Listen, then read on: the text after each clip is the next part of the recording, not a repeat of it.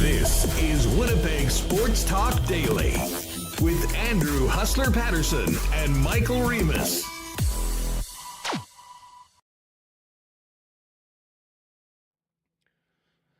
What is going on, gang? Welcome to Monday edition of Winnipeg Sports Talk Daily. Whew, and what a weekend it was for the Winnipeg Jets. 2 big comeback wins. And we enter the week with the Jets back on top of the Central Division with 3 games in hand on the Dallas Stars. We are going to talk a lot of Jets today. Jamie Thomas is going to jump on in half an hour or so. And we'll also welcome in Jeff Hamilton from the Winnipeg Free Press. But first off, we've got to dig into, as Marat brilliantly referred to it as, the rally in Raleigh on Saturday afternoon. And then the comeback last night in the third period in Buffalo against the Sabres. 4 big points for the Jets and pretty exciting hockey games. And I think, for the most part, a return to the Jets playing that brand of hockey that was so successful earlier in the season. We'll get to all of that coming up in just a second. Of course, there was some other big news around the league. The extension of Elias Pettersson. Tommy Novak actually just inked a 3-year extension with the Nashville Predators. I saw Tommy Novak was on the wish list of somebody in the chat, and then a minute later, it's announced that he signed. So mark Tommy Novak off your list right now when it comes to the upcoming trade deadline. And heck, I don't know if the Predators are going to be doing much selling at all right now, because they've won 8 in a row and are now quite comfortably in a wild card spot in the Western Conference. Just before we bring in Michael Remis, welcome everybody listening on the podcast. Thanks so much for making us a part of your day. Don't forget, you can always check the video version of WST on YouTube. Head on over to youtube.com, search Winnipeg Sports Talk, give us a sub there, and you can check that out. And, of course, a welcome to everyone with us on YouTube. Hit that subscribe button if you haven't already, and make sure to give a thumbs up to the episode. Also, I have to thank the sponsors that make Winnipeg Sports Talk happen each and every day. This is a fun Coolbet lock shop show with Dustin Nielsen over on Edmonton Sports Talk. Of course, Princess Auto, Boston Pizza, Royal Sports, Little Brown Jug, Aikens Lake, the Winnipeg Jets, Consolidated Supply, Wallace & Wallace, F Apparel, Modern Man Barbershop, Manitoba Battery, and Canadian Club. And we've got plenty of topics for a Why Not question of the day for Not Autocorp over at Waverly and McGillivray. Let's get Michael Remis in here. And Remo, a couple exciting comeback wins. The people in the chat are fired up. What a great weekend. Yeah, it was pretty low, man, on Friday after the loss to Dallas. We had hyped that game up. Oh, big game. You know, they're going to really bring it, the Jets, and they didn't have their A game against Dallas. And Dallas has been, had the Jets number all season, and maybe you weren't feeling so great. And then a Saturday afternoon, a nice 11:30 start. The Jets are down 3-0, and you're like, oh, man, what's going on? Are we in another second half slide? Is this a repeat of last season? But no, they brought you back in. 3 quick ones. I think once you got that first one, you kind of felt it. I mean, that was a far one from Kyle Connor on Kochetkov, who did not have a great period there. And the other one, Nino Niederreiter, like, I still don't know how he just got in there completely wide open, and Nate Schmidt found him, and beautiful goal. And you're like, all right, hey, there's a lot of time left. We're down 1. And they just kept it going. And Mark Scheifele's going hard in the corners, working, and puts home a beauty to tie it. It was incredible to watch us. And we were pretty low after Thursdays, especially because we had a great Canadian Club night out with the whiskey tasting. And there it was, Saturday afternoon. Made for a great evening, I will say. Okay, be honest, folks. How many of you turn the TV off and went and did something else at about 1:10, 1:15 on Saturday afternoon. I have a feeling there was probably a few of you. And listen, I almost could understand it. That Carolina team is so good. They're so relentless. The thought of coming back from down 3 goals seemed, I mean, I think to most people, somewhat inconceivable. But, you get one, and then anything is possible. And they got that early one, and the floodgates then opened. It was, we should talk about this. And by the way, if you haven't already, make sure after you're finished with today's episode of WST to go to either the podcast feed or preferably the YouTube channel and check out Jets This Week with Connor Rabchak. He, broke it down, the ups and the downs of this weekend, of the week, including the wild weekend of comebacks. And a lot of the conversation, for a very good reason, is Josh Morrissey. And, Connor had a take today on Twitter that it took me a minute to think about, but I think I'm kind of with him that, if you were doing a best on best right now for Team Canada, Josh Morrissey would be in the mix for the top pairing. He is playing that well. He's on a heater unlike anything we've seen really from any Jet defenseman in a long time. I mean, third star of the week, 1 goal, 6 assists in the 4 games. But prior to that, he had multiple point games leading into last week. So he is just on top of his game right now, Remis, and he was a central figure in both of the comebacks on the weekend. Hard to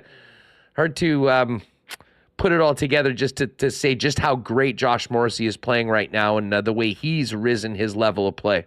Yeah, and getting some recognition from the NHL, Huss. We thought it was going to be last week. He didn't get it, but this week he was named the NHL's 3rd star of the week. He had 7 points in 4 games in the Jets' 3-1-0 record. A pair of assists last week against the Blues. It was not on the score sheet in Dallas, but hey, 3 assists against Carolina, and he had a goal and assist, and it was tying goal yesterday. Incredible. He assisted on 7 of the 15 goals the Jets scored last week. Incredible. And it's funny, he's racking up all these assists. That was his first goal in 20 games. So Morrissey getting some recognition. I will say Canada's defense is pretty stacked. I think Makar is number 1, and they're going to pair him with Devon Taves. They usually do that. And Noah Dobson's had an amazing season. He's over point per game, 3rd among defensemen on points. Evan Bouchard's pretty good too, but Josh Morrissey, yeah, he'd probably be. He's definitely on the team. Bouchard gets a lot of points and he plays with those guys, but that's not a guy you want on the ice going up against top players on the other side. He's a pretty one-dimensional player, although very, very effective in that one dimension. Yeah, I would agree. So I'd probably put him. The Vegas guys, Theodore and there's some good. They're going to be in the mix as well. There's some good defensemen, man, but he's definitely up there among the league's best, and he's shown it here with this stretch of play. So.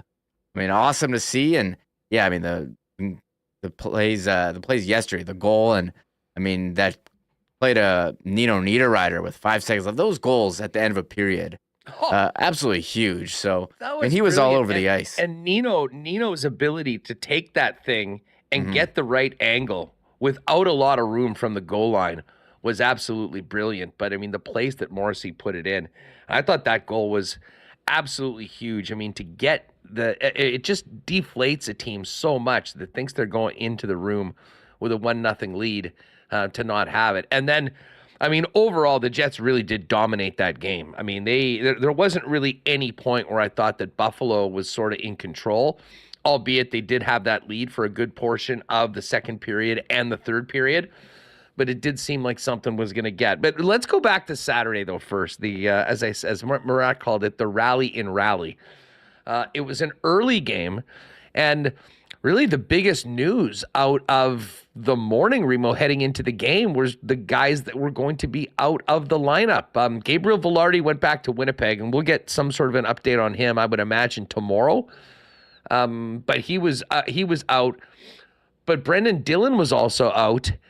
And Cole Perfetti was out not due to injury, but was a healthy scratch. He'd gone 15 games without a point and 18 without a goal. And listen, I know there's probably some people that were sort of outraged on this. I mean, for a young player, it is not the end of the world. Bones said they were going to get him right back in, and he did get right back in, and actually ended up getting an assist, although a rather unconventional one, but making the right play on Morgan Barron's game-winning goal yesterday. But it was it was the swapping of the lines and Nikolai Ehlers going up to the top line and immediately creating something to happen. And then it seemed like everyone sort of jumped on it from there.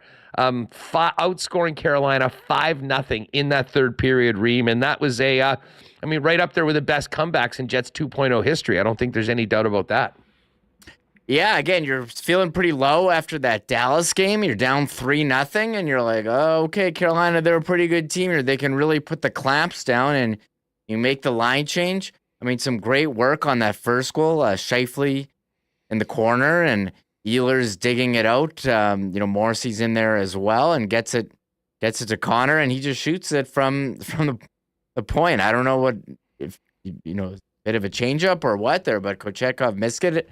And it's in. And Connor's got a really good shot, too. Of course, we can give him some credit on that one. But that kind of was the spark. And, again, Nino floats in there like no one's near him. And Schmidt finds him. So, but, yeah, it started with Nikolai Ehlers. And we know how good he is. We've talked so much about him.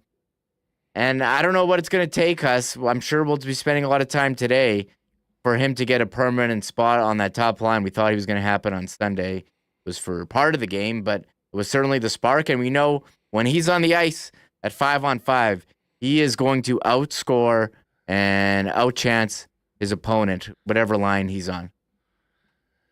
Yeah, well, okay. Let's save the switch for when we get to last night's game, when we get to last night's game. You mentioned this, but I have to give a hat tip to Nate Schmidt. I thought Schmidt and Pionk, for that matter, on the weekend, had a real lot of jump. Were playing with a lot of confidence. And that play that Nate Schmidt made to Nino Niederreiter to get the second goal and all of a sudden make it a one-goal game was huge. And what a finish by Nino. And then, of course, Mark Scheifele, who had one of his best periods of the season, making things happen. And then you get that crazy fourth goal with Kochetkov challenging, Monahan putting it in. And then another empty netter ices it. I mean, there were so many weird things. What was he doing? What was he doing on that goal? And it's funny, you asked what you think of that game. Like, I had Kochetkov in my season long. I was like, after 3, I think I was like, great. I'm getting a shutout if the Jets are gonna lay an egg here.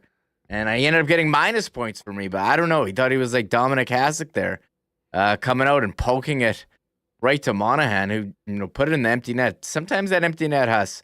Not as easy as it looks to put it in, but he stayed calm and buried it home. And I mean, don't look out now, that was 7 goals in 7 games for Monahan before he scored again on yesterday.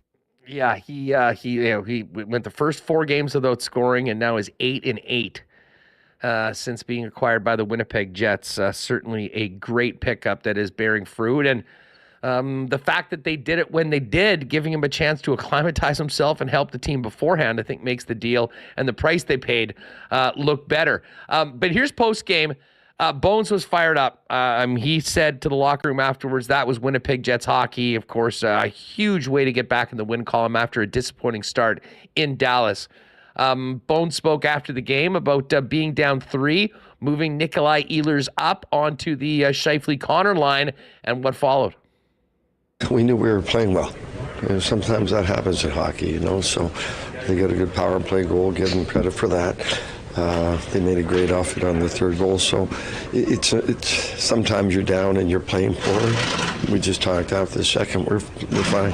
Keep doing what we're doing. We don't have to make any changes, so give the players full credit. They stayed in the fight. One of the changes he did make, you put Nikolai back up on the top line. What do you think of their playing the third? Oh, that was really good. Actually, I wanted to do it earlier, halfway through the second, but we kept getting those penalties, so I couldn't get the flow to that. But we weren't. We were playing fine. I'd like to see us generate a little bit more earlier, but I wasn't doing it halfway through the second. I just didn't get the chance. All right, so there's Bones, and the first of a couple of Nikolai Ehlers' moves on lines for the weekend. That was the one up to the top line, which was a big part of being a catalyst to that big turnaround for the Jets with 5 goals in that third period. The other story was, of course, Cole Perfetti getting a chance to watch from the press box for the first time this season. Rasmus Kupari came in. I thought he was good. I thought David Gustafson had himself a real nice weekend as well. And certainly Morgan Barron, 2 solid games on the fourth line. But here's what Bones had to say about the decision to give Cole a day off. That's a tough call, but it's we know it's been a struggle for him lately. Sometimes you just have to reset. You just go back and take a look at things from a different perspective, and we're going to get him back in there. But it's been a struggle for him, and we're going to keep encouraging him and keep pushing him. And he's a good kid with a great future. And listen, he's not the first young player that sat out a game for sure. Not in this league. It's a tough league, and it's a tough part of the season. So it's all a part of the learning process. Yeah. And, of course, Bones said they were going to get him right back in, and they did so yesterday. And Perfetti got an assist on that game winner, playing a limited role, albeit on the fourth line. Here's what Bones had to say after Saturday's game on the status of Gabe Vilardi. Gabe, we sent him, no, he won't. He's not with us. We sent him back to be reevaluated. He's in Winnipeg. Is it something with his back or something new? Just an upper body injury. Okay. Did it happen in the Stars game or just... It's been bugging him for a couple of days, so best to give him the time off. Okay. All right, so there's Bones on Vilardi. Again, always coy when mentioning or not mentioning what the injuries are. Shout out to Kenny Weave for always asking. But that's kind of what Bones had to say. And if you saw the clip the Jets put out afterwards, the way he talked to the team, a very, very enthusiastic Bones after the way his team rallied against the Canes. Josh Morrissey, once again, front and center in both wins on the weekend. He spoke to the media after the game and talked about the big comeback by his club. Yeah, obviously, fantastic comeback win. I mean, that's a very good hockey team over there, and I think the big message after the second was just we've been doing a lot of good things. I mean, obviously you're down 3-0. It's not a good place to be, but we hit a post, we had some good looks, and kind of just gave them a few things off the rush, and other than that, we liked how we were playing a lot more towards our standard than we had been in recent memory. So I think that gave us some confidence, and then it was great to get some quick ones there and build the confidence. Puts them on their heels, and then just found a way to grind, and hopefully that's when we can use this as a momentum builder and build off that for sure.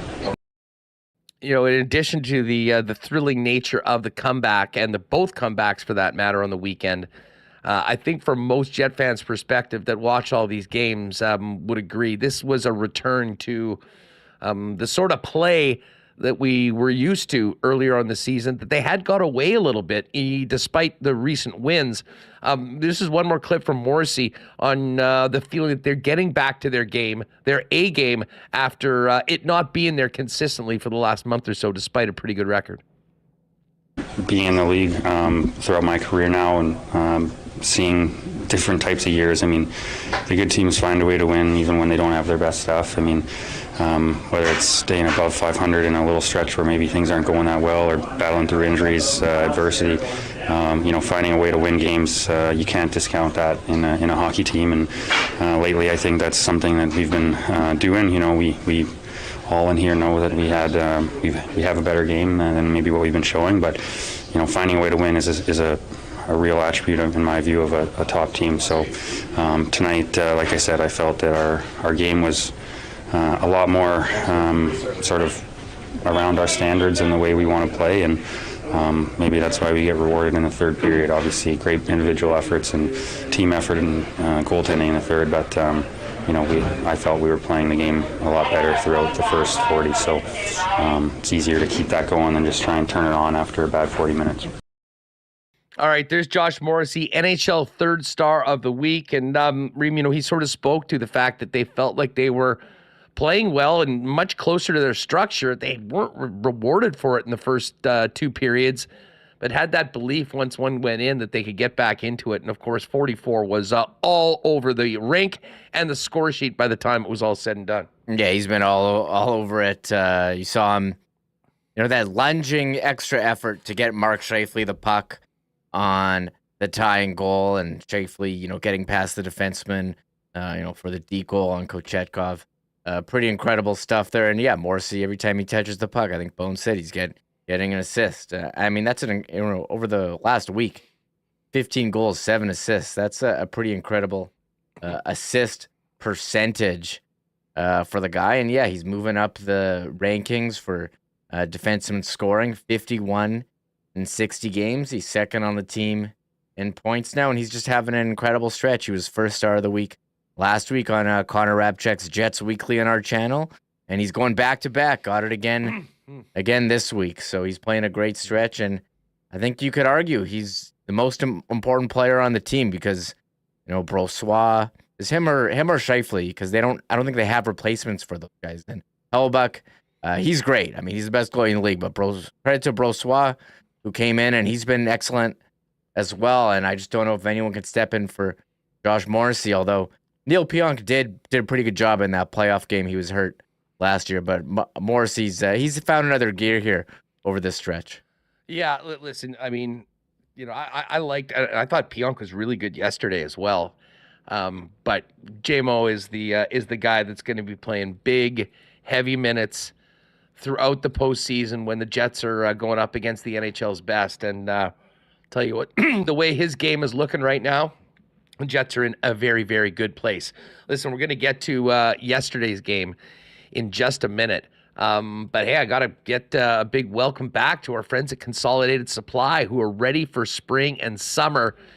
Even though after this weekend, especially for the people west of us here in Winnipeg, didn't feel very much like spring. We still got a little ways to go, but as you get ready for the change of seasons, Consolidated Supply can help you in so many ways as the leaders in irrigation systems, artificial turf, golf carts. They are the exclusive club car dealer in Manitoba, both new and used, and other great options for your property, including hot tubs, amazing outdoor kitchen options, and of course, they are the leaders in small engine parts and repair. They've got so much going on. Check them out online at cte.ca. And you can pop by and check them out at their showroom, open to the public, 1395 Niagara Road East. Tell Spicy and the guys that their boys at WST sent you.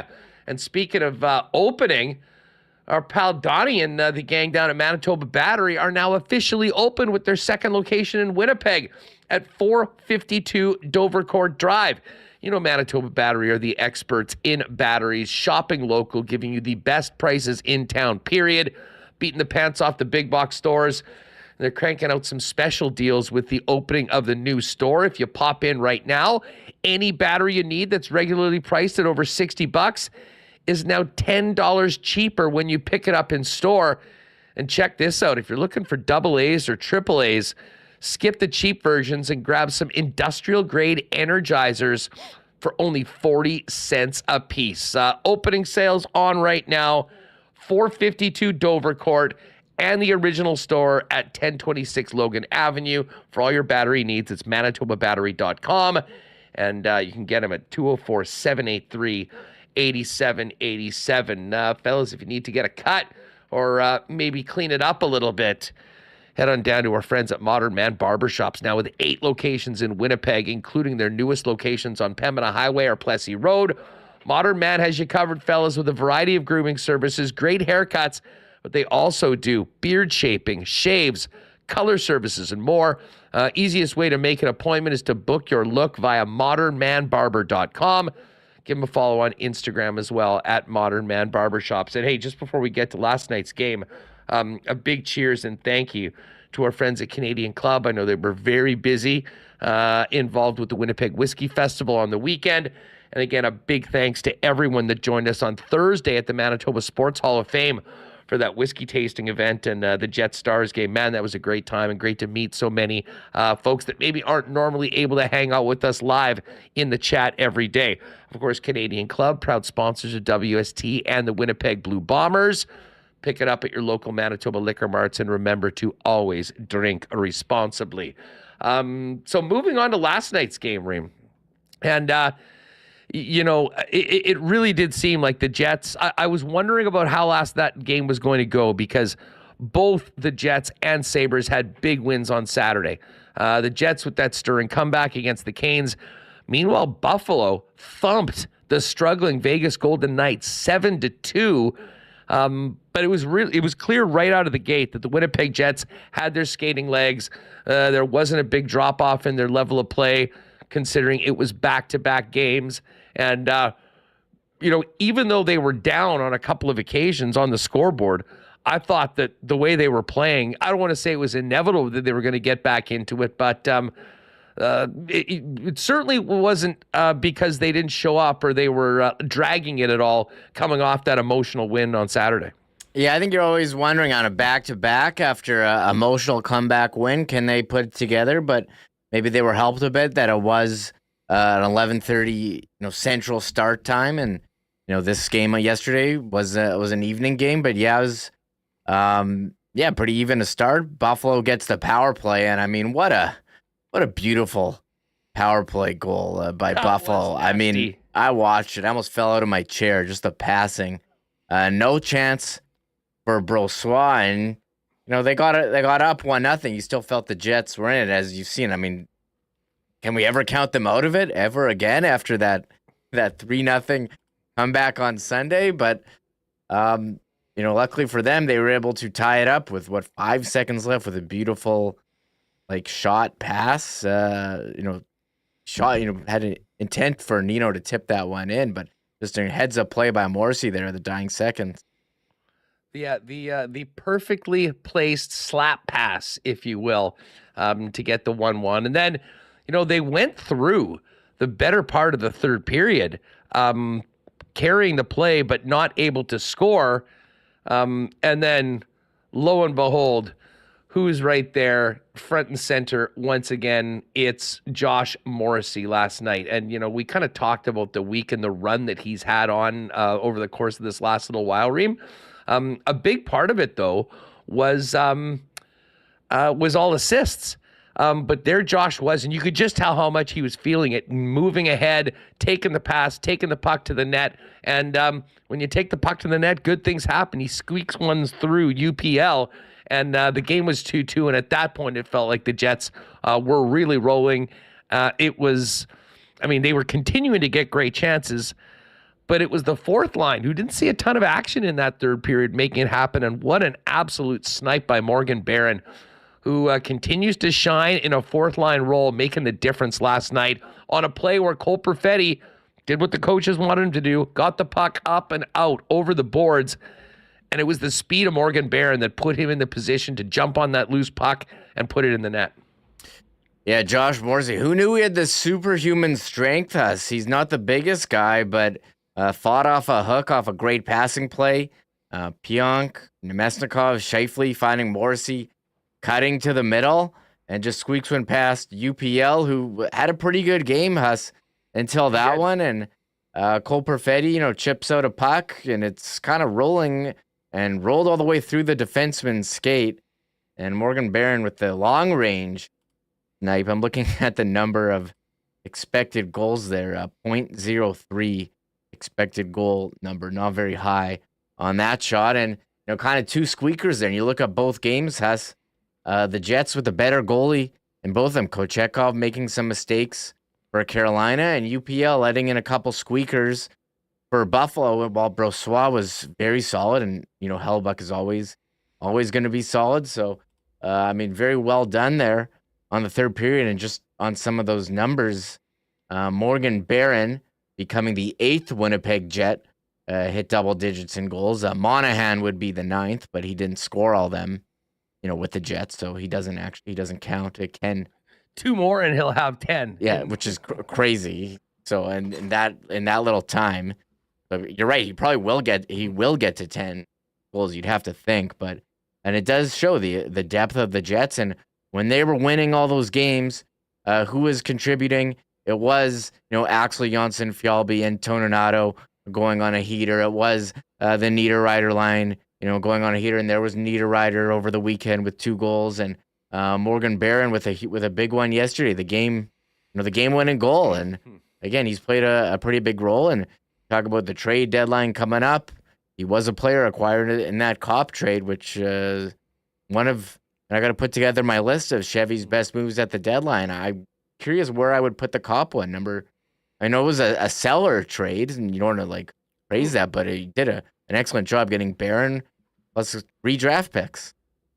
Yeah, and one of them is Brad Lambert. Yeah. And I think the other one's Elias Salmonson, isn't it? True. Yeah, and the other one's Thomas Milic, who's with the Moose as well. So all guys in the organization. But, Barron's a regular, making an impact to the NHL, and here he is with 10 goals.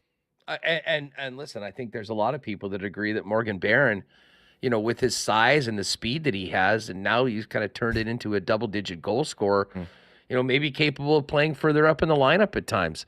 But listen, the team is deep right now. They've got some options. And, of course, one of those options for Rick Bowness was to change things up a little bit in the middle of the game. Despite the spark that Ehlers provided to that top line against the Hurricanes in the third period, by midway through the game, Bones was not liking what he was seeing and did do a swap with Ehlers and Vlad Nemetsnikov. Now, if you look at the game scorecard from last night's game, Vlad had an absolute monster game behind only Josh Morrissey in that group. He, Neil Pionk, Adam Lowry, Morgan Barron, all at the top of the list. Nito Niederreiter as well as Monahan. It wasn't as a great a game by the numbers for either Ehlers or Kyle Connor, who found themselves down towards the bottom of the list. Mark Scheifele, a much better game scorer, if you will, if you kind of dive into that. But I will say this, and we'll hear the comments from Bones, and I'm sure this will be a conversation that's on the program as well as when he meets the media tomorrow. And I know Murat's got a piece up on it right now. It is a little strange, and I think a lot of people watching, seeing the impact that Ehlers can make at one point and how good it looks, how quick sometimes they are to go away from it. Although, to be honest, it's kind of hard to criticize last night, playing a guy like Vlad who was so impactful. They lived in that team's end in the Buffalo end in the third period. He ended up getting the empty netter, and at some point, the job of the coach is to win the game, and they are winning the games. But it's certainly creating a lot of conversation in Jet circles right now about where does Nikolai Ehlers best fit to help this team win hockey games in the long run. Yeah, I think so. And Nikolai Ehlers, again, when he's on the ice, he's out shooting his opponent, he's outscoring them. And you look at the Jets' record. It's funny. Look at the record of their last 10. 8-2-0, but we know we've talked about it here. A lot of those games, they were not playing their best hockey. The hockey they were playing, in November and December. They got back to it this weekend, but if you want to optimize the roster, I think giving Nikolai Ehlers more minutes would be a way to do that. And part of the reason why we're talking about is, since Kyle Connor came back, they've tried to jam in this Scheifele-Connor pairing. If you want to look at the numbers in terms of real, actual goals, the Scheifele-Ehlers pairing has been much better. Scott Billick tweeting this out an hour ago. So Scheifele-Connor pairing, 26 goals for, pretty good, but 23 against. That's only 3. And the Scheifele-Ehlers pairing, 21 goals for, and only 7 against. And, Nikolai Ehlers, his game maybe is a bit different. Maybe you don't know what he's going to do, but you can't argue with the results. And I think you have to, I don't know, the coaching staff is going to have to learn to live with, occasional offensive zone turnover or maybe a draw past zone, because the results are better than anyone else when he's on the ice. In terms of 5-on-5 points, this guy's been so consistent when healthy the last couple seasons. So I'm not sure what they're going to do here when everyone's healthy, but I think it's something to watch because people around the league start to notice, hey, why aren't they giving this guy more ice time? He's one of their best wingers, but you can't argue with, what are they, first in the league in points percentage? So is this a real thing, or are we just getting nitpicky here? Well, listen. I think there's really valid points on both sides. Some people going, well, why the hell are we even talking about this? Look at what happened last night when they made that switch. Yeah. They went on and won the game. And listen, all coaches have to have the leeway to change things up in the middle of a game when things aren't going well. It happened twice on the weekend, and it ended up in the Jets' favor at both points. But the bigger question about whether there is a spot long-term and whether it makes the most best sense for the Jets to have Ehlers on that top line certainly is something that I think everyone's going to be touching on. Jamie Thomas is going to jump on in a second. But quickly, let's get to play number 9, if you will, Reem, just while we're talking about this, because Ken did ask Bones about switching Ehlers off of line 1 mid-last game and moving Vlad Nemestikov up, who, as we mentioned, by all metrics, had a monster game last night for the Jets. What prompted the change? When I don't like what I see, then I make that change. Simple as that. And what do you think of the way that the line responded? Yeah, so it's hard on Nick sometimes to play that right side. I've always said he's better on the left, but Vladdy, again, the Swiss Army knife, you can put him anywhere, and he does a good job. So we just made that switch halfway through.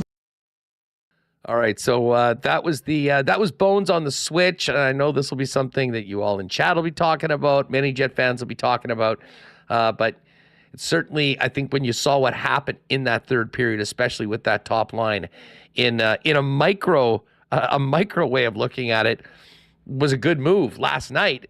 But again, what does this mean going forward? Because I think there are a lot of people that would love to see that line, and particularly Ehlers, get some more rope with those players and what they might be able to do as a group. This is number 10, Reem. This is just a little bit more from Bones about what impressed him about the win. Pretty solid 60 minutes from top to bottom for most of the Jets.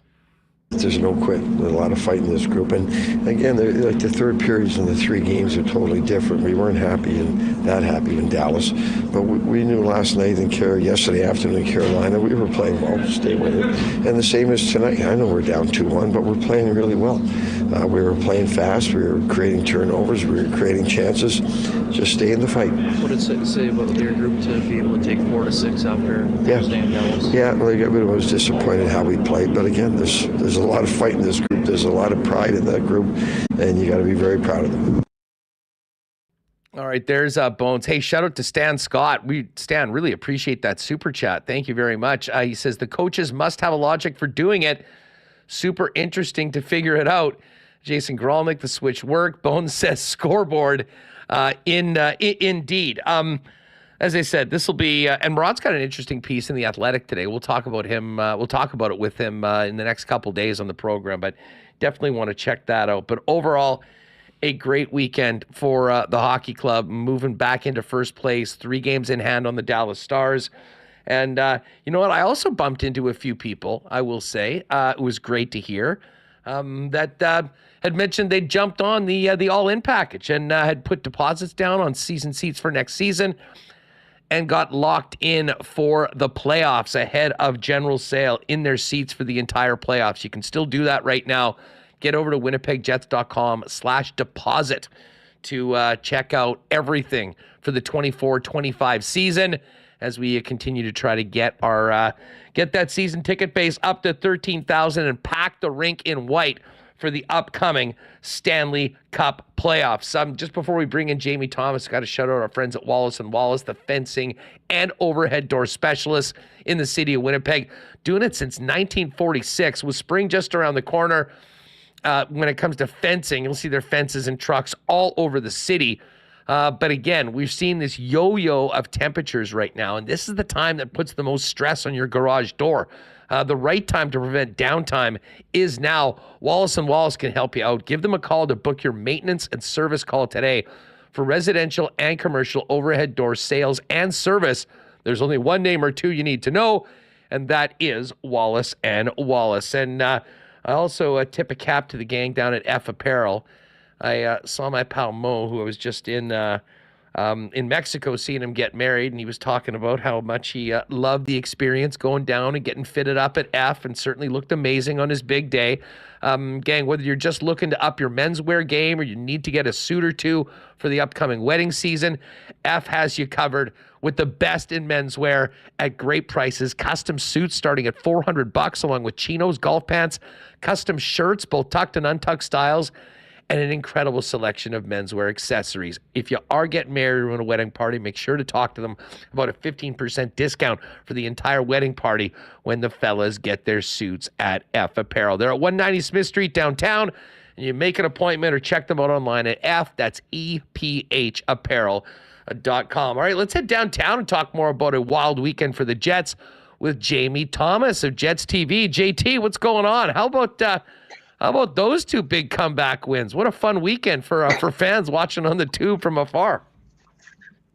I love when you talk to friends and buddies about games, and I'm like, "Did you see the comeback?" And they're like, "Nope, shut it off after it was 3-0 after the second period." So, I mean, there's a lot of lessons to be learned over the years. It's just not time to shut it off. If it's 4-0, maybe, but 3-0 is probably not the best thing to do, especially with this team right now. And then I look at the game on Sunday, where the game on Saturday a little more in question about the end result for the Jets, but the way they had played before that. And then I had a buddy that's a Buffalo Sabres fan text me, and he's like, "Man, that's a good hockey team that you cover," and it is. And I think where that you have that tough loss in Dallas, didn't answer the bell there, and then to respond the way you did in Carolina and Buffalo says a lot about this hockey team. So I think you're thrilled with the way things are working. Yes, there's a lot of question about what you should do with Nikolai Ehlers and where he fits in the whole top line and in the top six forward group. But I think overall, being in the conversation now for the President's Trophy says, okay, it's okay to have these controversies about what player fixes where, as long as you're winning hockey games, and that's exactly what the Jets are doing right now. Well, and you know what I mean? And I would offer, and I think Bones said as much. I mean, you saw in the post game on the Jets social medias of Bones walking in and saying, "What's up to the fellas?" He goes, "That was Winnipeg Jets hockey." I mean, he was very pleased. Mm-hmm. And even after two periods, I mean, despite the fact that they were losing 3-0, and obviously that's not where you want to be against a relentless Carolina team on the road. But overall, I think we saw a lot more of the Jets structure that wasn't consistently there despite the gaudy record of the last, sort of 3-4 weeks. So to get back to that structure and get rewarded like they did in the third period, I thought really gave them a big boost going into yesterday's game. And I think it was Rennie that put this out. And it was funny because I was having the exact conversation with the guys I was watching the game with when he put it out. That comeback, in a lot of ways, sort of, even though the game against the Kings on the road earlier this year, albeit, and that was a Scheifele, Velarde, Ehlers game while Kyle Connor was out. Yeah. That was a thrilling game where they scored 5 in a row. They won going away after being down early, and it looked pretty ugly. And that was a catalyst, I think, to some of their best hockey of the season over the course of that last month. And they were certainly on their structure, and they looked like that team that we saw in December. I thought last night in Buffalo, despite the fact that they were down 1-0 and down 2-1 well into the third period. Yeah, I think another two, Huss, is as opposed to last year, after a loss, you're kind of like, what is this team? This year, whenever they're not playing well, Rick Bowness is saying that's not us, and the players, that's not us. So you have an idea and a reference point to what works for your hockey team. And when you're not playing Winnipeg Jet hockey, the results that come out of it. So there's not that mystery that there was last year about, oh my gosh, what are we doing? How do we get back to where we are? What type of team are we? Well, they know exactly what type of team they are when they play the way they're supposed to. So, and I to your point about the game against the Hurricanes, Nikolai Ehlers hits the goalpost, and then Carolina comes down and makes it 3-0. So they were in the hunt in that game and through two periods, and not playing terribly at all. They deserved a much better fate than they had to be trailing by 3 after 40 minutes against the Hurricanes. But it is not easy to win there. I've been in that building a ton of times, and the Jets have not played well against the Carolina Hurricanes. So they're just in a good spot, in a good place mentally at a critical time of the year when it's the dog days of the NHL season. We're heading up to the trade deadline, and that little pep that gets in your step after the trade deadline. You know what your roster is going to look like and everything like that. Now so the way they're fighting through all this is very impressive, and continuing to get great goaltending along the way. So, and I love the fact that you can count on Laurent Brossoit to spell Connor Hellebuck in big games. You're not just throwing him in because it's the second game of back-to-back. You're throwing him into a divisional game. It's, say Minnesota. And you're not worried about what's going to happen. So there's a lot of recipe ingredients here for success for the Jets as we move forward here because of all the things that I've just listed. Well, speaking of all the ingredients of the recipe for success, there's a straw that's stirring the drink right now, and he wears number 44. Oh my gosh! Like it is. There was you're wondering how Josh Morrissey was going to follow up last year, and it almost seemed. And it's no insult to him. It's like, how do you even follow up a year that was just so tremendous? And it took a bit, but I clearly what Rick Bowness has pointed out, the Jets power play was not going. So that's where you get a lot of your points as a number one defenseman. And that wasn't there at the beginning part. Now the power play is there, and you're starting to, I don't want to say starting to, it's been a long stretch here since January 1st, I would say, that Josh Morrissey is starting to take over hockey games. And that is the form we saw last year. And I think, it's been a treat to watch. Not that he wasn't recognizable in the games, but now he's just starting to take over. And I look at that that push the puck up to Mark Scheifele on the power play when he fights off three guys and gets it under Mark Scheifele, and Scheifele makes that quick move on Kochetkov in the game in Carolina, and then he just took over yesterday. That goal that he scored was something else. Just he is all over the ice at all times and playing big minutes, and exactly what you want from a number one defenseman. And sure, he's behind the eight ball when it comes to the conversation for the Norris Trophy, but now he's really starting to make it interesting and making a case for himself because of the dominance that he's portrayed, shown by the third star that he got this past week from the National Hockey League. But he has been everything for the Winnipeg Jets, and a tremendously big reason why they are playing as well as they are right now. I'm just looking at Morrissey's game log from the last couple of weeks. Yeah. Goal and an assist last night, 3 assists against Carolina, was skunked against the Stars. They only scored 1 goal. And then the 4 games before that, 2 assists, 3 assists, 3 assists, 2 assists. He had 10 points in 4 games. And that was leading into this weekend where he had 5 points in the 2 games. I mean, he's completely elevated his level to, I would argue, maybe even above where he was last year. And of course, last year, he was almost on a point-a-game pace for the entire season.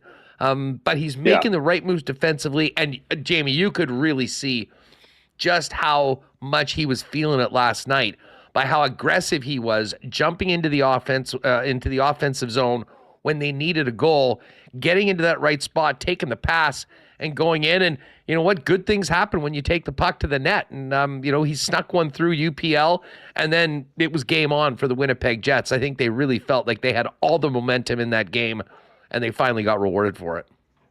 Yeah, and here's another thing, too, about Morrissey. Like, he piled up a lot of points early on last year, and then the other team started figuring out they had to start taking them out of it, and then, it got a little bit tougher. Now teams know flat out, you have to deal with Josh Morrissey, and he's still piling up points. So to me, at this time of year where it's a lot harder to get points, he's doing it, and it's a treat every night to watch him play. And I really hope down the road here, as the Jets start moving into the season and into the playoffs, that again, maybe in like 2018, he starts getting recognized a lot more nationally for how great of a player he is in this league, because we know what he is and what value he has to the Winnipeg Jets. It has to start trickling out elsewhere in our country, and certainly in the United States, for just how great of a player he is. Well, and I know Connor in the Jets This Week on Winnipeg Sports Talk was mentioning that he'd be right up there with the best that Canada has to offer in a best on best right now. So hopefully we'll see Josh Morrissey in that Four Nations next year wearing the red and white. That's what I mean. You're starting to see like what the 2026 Olympic team is going to look like, and you're always seeing Josh Morrissey in that top 4 list, which is exactly where he should be. So I know it's a little far out, but that is great recognition to how great of a player he is for the caliber of players that Canada can put out on the ice on the blue line. Josh Morrissey is consistently in that top 4 conversation, and good for him. So obviously it's a big topic of conversation about where Nikolai Ehlers fits best. I mean, he was a big part of the catalyst to turn that game around. And then yet when things weren't, I mean, there were a few shifts where they weren't really connected, a couple giveaways, offside, and Rick made the switch. And listen, to be fair, Vlad Nemetsnikov was having a monster game. You look at the game card afterwards, right up there at the top of the list with Josh Morrissey. And man, the line looked great in that third period as they continued to push. But it is a very interesting, I don't know what we want to call it, a conundrum as to what fits best, because we have seen how effective and how productive Nick Ehlers has been when he's been playing with Mark Scheifele. Yeah, and I think what it is it's a value to Rick Bowness to know that he can put, like when you're down a goal or two in the third period, I could put Nikolai Ehlers in the top line because it's not going right now. Or if the defensive errors are coming, I don't look at it as a short leash. I just look at it as options. Like you as a coach should be able to do that. And that speaks to the depth you have in your lineup, and that when a certain thing, if the top line is not defending well enough, okay, I could put Vladislav Nemestikov up there. There's nothing wrong with that. And I don't think we should pigeonhole anybody into roles. And sure, yes, the offensive numbers are there, and all the metrics are there that speak to what Nikolai Ehlers does and how that top line cruises when he's there. But it's okay to be able to move pieces around when something isn't working. And I think we should give Rick Bowness a little more credit to understanding how his bench works at certain times. Now, if he does it and they don't win, or you're starting to lose out on certain things, okay.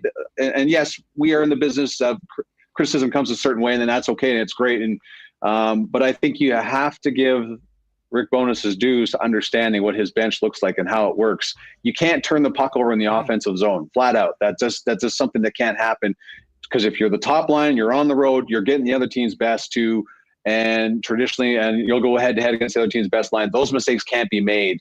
So it's okay, in my opinion, that you make a move for the betterment of your hockey club, but you still know that if you need offense, Nikolai Ehlers can fit in right there. And to me, that's okay. Yeah, I mean, the one thing that I think gets brought up a lot, and I tend to agree, that often a mistake or play like that from Ehlers is treated differently. I mean, Kyle Connor's not immune to those players, and we certainly saw that in the first couple periods of the game against the Carolina Hurricanes.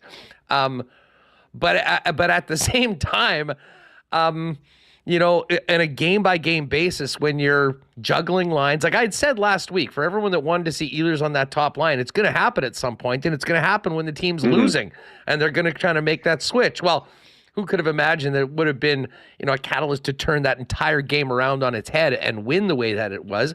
And I guess he did the same thing last night for a guy that was really going in Vlad. I still have a theory that a lot of this has to do with the fact that they want both 1 and 2 lines to be able to, score consistently. And listen, you can have the argument about what the Scheifele line with Connor gives up as opposed to what they get. But I do believe that the belief is that Nikolai Ehlers as an offensive catalyst can drive that line better on his own, if you will, connecting with Sean Monahan and right now who's ever on that right wing.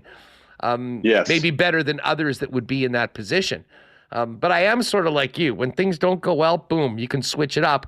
And I guess it may be frustrating for the biggest of Ehlers fans is that, while he hasn't been there, the results are what they are. This team's in first place in the Central Division with 3 games in hand.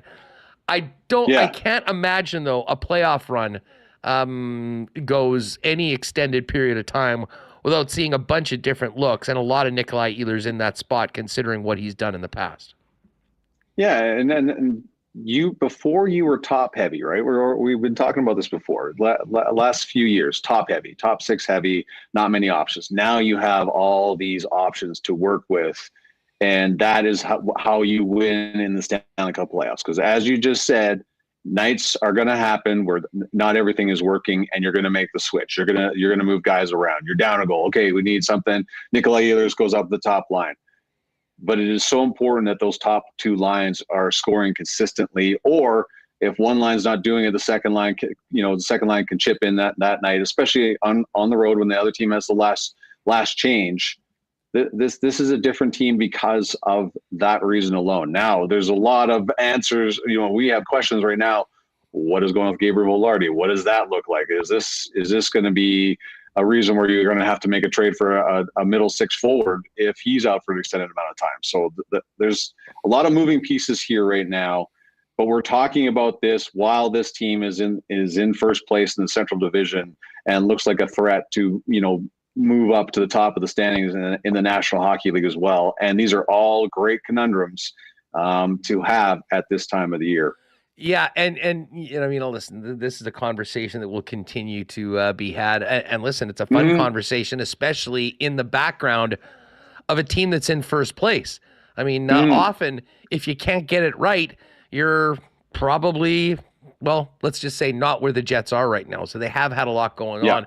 But to your point about, the depth of this club, big night last night for the Lowry line and Nino Niederreiter in the weekend that he had with 3 goals. But I wanted to single out the fourth line. And even with Perfetti getting the day off, I thought Rasmus came in, had some real energy. But David Gustafson's return to the lineup, I thought he was, considering how long he had been out, I thought he looked particularly good, responsible defensively. And Morgan Barron continues to show that, if there's a hole, if a guy or two gets hurt, he's maybe capable of more than he's got right now in the fourth line. And what a snipe he put for that game winner last night when, after Cole Perfetti, to his credit, did what the coaches have been asking to do, make the safe play, get it up off the glass, out the boards, and, what do you know? Barron puts on the burners, and the next thing you know, the team's in the lead and never look back. Yeah, and that play looks so like nothing was going to happen the second Perfetti puts the puck off the boards, and it takes a redirect off to skate and right onto Morgan Barron. But let's talk about what Morgan Barron provides.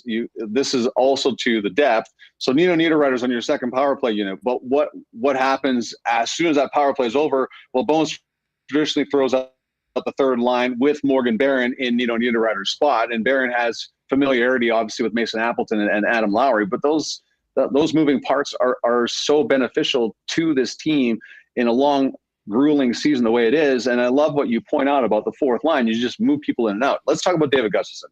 I saw Gus's last game in the American Hockey League, the Moose taking on the Calgary Wranglers, and he had a tremendous night. It had been pretty quiet. His first game back from his injury was okay.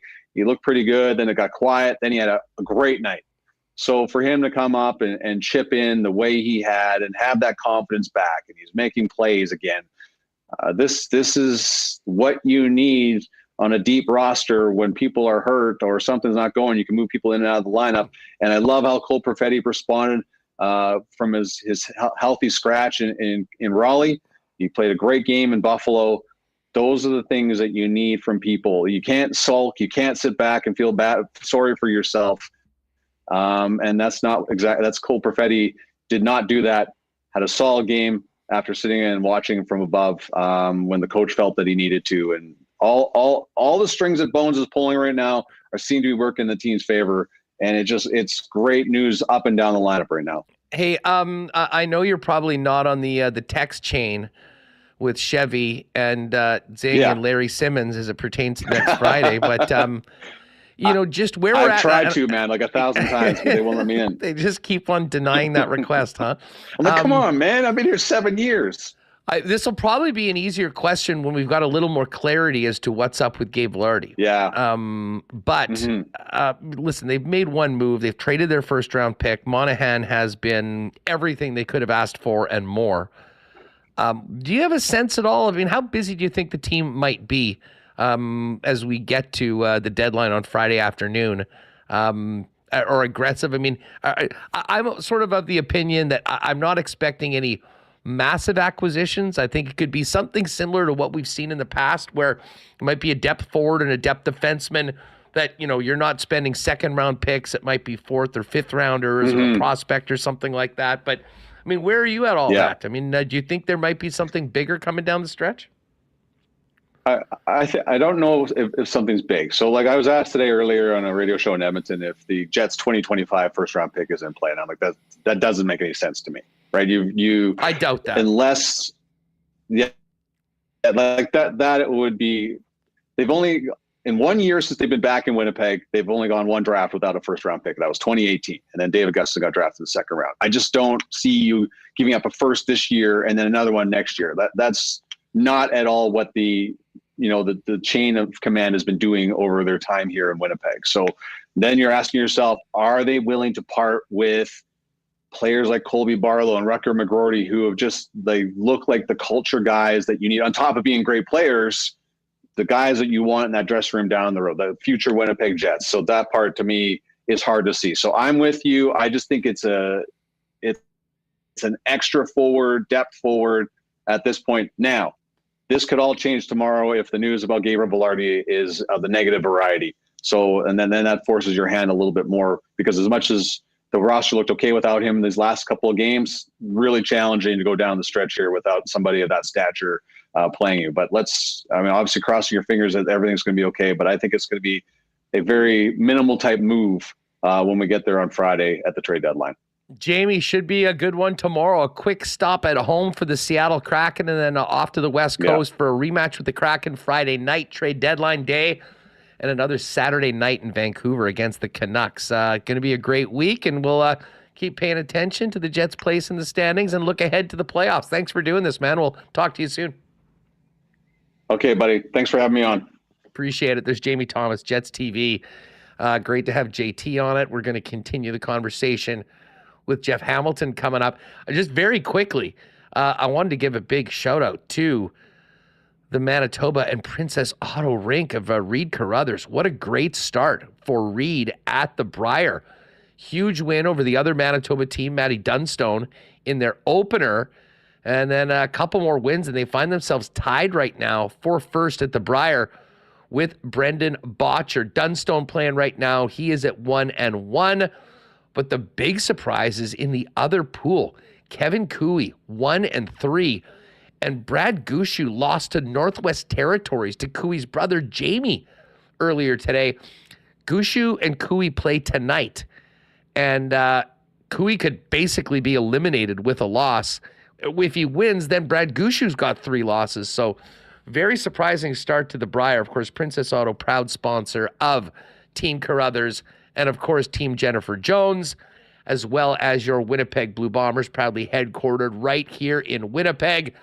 And of course, the new home of the Bombers, Princess Auto Stadium. And Princess Auto is where you'll find the best deals on the most unique assortment of tools and equipment around. Everything you need to complete the projects on your list or start something new is at Princess Auto. Pop by and see them in store, Panet Road, Portage Avenue West, or shop online 24/7, 365 at princessauto.com. The guys at Royal are getting ready for the playoffs coming up. Actually, we'll talk jerseys a little later on. I did a poll yesterday, which I'm not sure it was surprising, but overwhelming in favor of a certain preference of Winnipeg Jet fans. But regardless of what jersey the team is wearing, the people will be firing up the whites. And you can get ready for the playoffs right now at Royal Sports with the biggest selection of Jets merchandise in town.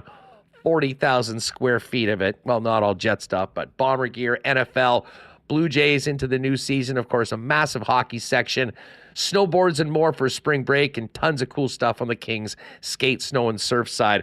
Pop by and see them at 750 Pembina Highway. And check them out on Instagram as well, at Royal Sports Pembina, for the latest merchandise drops and sale information. And no Jets tonight, but not a bad Monday night slate in the National Hockey League. If you're looking for a great spot to get together with the gang to watch the games this evening, make it your local Boston Pizza. Ice cold schooners, world famous BP wings, gourmet pizzas, and more.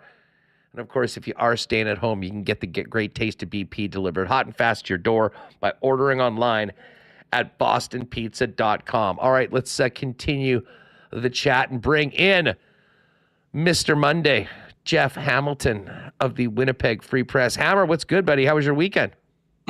Hustler, things were good. Even before the weekend, I tried my first ever yoga class, hot yoga. It was advanced. And for you skipped the beginner section, you went straight to the advanced. I went straight to the advanced off the recommendation of a friend who felt I could, quote unquote, handle it. Well, I can indeed report today I could not handle it. In fact, it was miserable, man. I wouldn't say it was one of the worst moments of my life. I've unfortunately lived worse moments, but it was up there in the sense that I guess when it gets too much and you can no longer deal with the stretching, and then you can no longer deal with the heat altogether, you just lay on your back. And so I think what felt like forever, I just laid on my back and waited for the process to get out. But I didn't leave, which I think is a small victory in of itself. And then I went to Thermea the next day to sweat all that out and get back to who I am. So saw a theater show at MTC on Saturday, which was really nice. And then took yesterday to enjoy the game and the weekend as a whole. So it was awesome, man. We've got a lot to talk about from these two games on the weekend, but just before we kind of dive into all the hockey topics, tell us about your trip up north last week. Looked like a really cool experience, both for the kids on the reserves that you and the Bombers were visiting, but I would imagine also for yourself. I've done it before in a prior job, going out there, having never been to any of those communities before, and it was something that was I look back really fondly on as well, and it seemed like you had a great time. Yeah, I mean, I've been fortunate enough to have visited some, First Nation reserves in the past. So I kind of knew what I was getting into, what I was expecting. But it really is just, you know what it is, man. It's just a reminder that no matter what you might be facing in your life, no matter what obstacles might be in front of you, that happiness can still win over. And that was my takeaway from both Garden Hill and from Red Sucker Lake. And I'm not trying to glaze over any issues and say that it's all smiles there, because it certainly isn't. Anybody who can Google any one of either of those places knows would understand the current issues being faced by the community. But it really was great to see, just to see smiling faces, to see kids, thrilled to see the Winnipeg Blue Bombers. I mean, it really was put into perspective when you start seeing community leaders talk about it being a once in a lifetime opportunity, right? And one kid said to me, it was a miracle that they got to meet the Bombers. And that power that I think, athletes certainly understand, but maybe take for granted in some instances, not saying all of them or always, but just that power to be able to walk into a room and captivate an entire audience. And I witnessed that over and over again. And kudos to the Bombers for this initiative. This is just an extension of their northern tours that they've done in the past, and really part of their overall efforts for reconciliation. And to see, head coach Mike O'Shea, general manager Kyle Walters, to see players in Brandon Alexander and Nick Hallett just, not just show up and, go through drills or go through the motions, but to show up and really show out, if you will, and embrace the community and have conversations with people and create those memories. Because, while it was just one day, it certainly, I think, that memory will be lasting for much, much longer. And then, of course, just the work that they're doing in the community, connecting with the people, having a little bit of fun, and which they'll continue to do. They have 8 more stops along the way, so I think it's going to be a pretty cool winter, literally and metaphorically for the Winnipeg Blue Bombers heading up north this winter. Yeah, well, I mean, listen, it is a great program. We've seen, and both teams for that matter. I mean, the Jets with the Wasak night, the Bombers with their event. And the Jets are in Garden Hill First Nation a couple of years ago too. I think as part of that fishing trip. I think they, I believe it was Blake Wheeler and Andrew Ladd that showed up too. So the Jets have been there as well, which is cool. I mean, a lot of those kids that are living in pretty isolated communities. I mean, their first chance to come to Winnipeg in a lot of cases has been for Bomber, Jet, or Moose games. And of course, we just had the big Wasak night a couple of weeks ago. So it was great. And especially those players who on their off season are doing that. That is very, very commendable because, a lot of times these guys are elsewhere doing other things during the offseason. And for guys like Hallett and Alexander to be a part of that, and the coach and GM to really embrace it too. Very, very impressive. So kudos to everybody involved there. Geez, where do we start with this weekend with the Jets?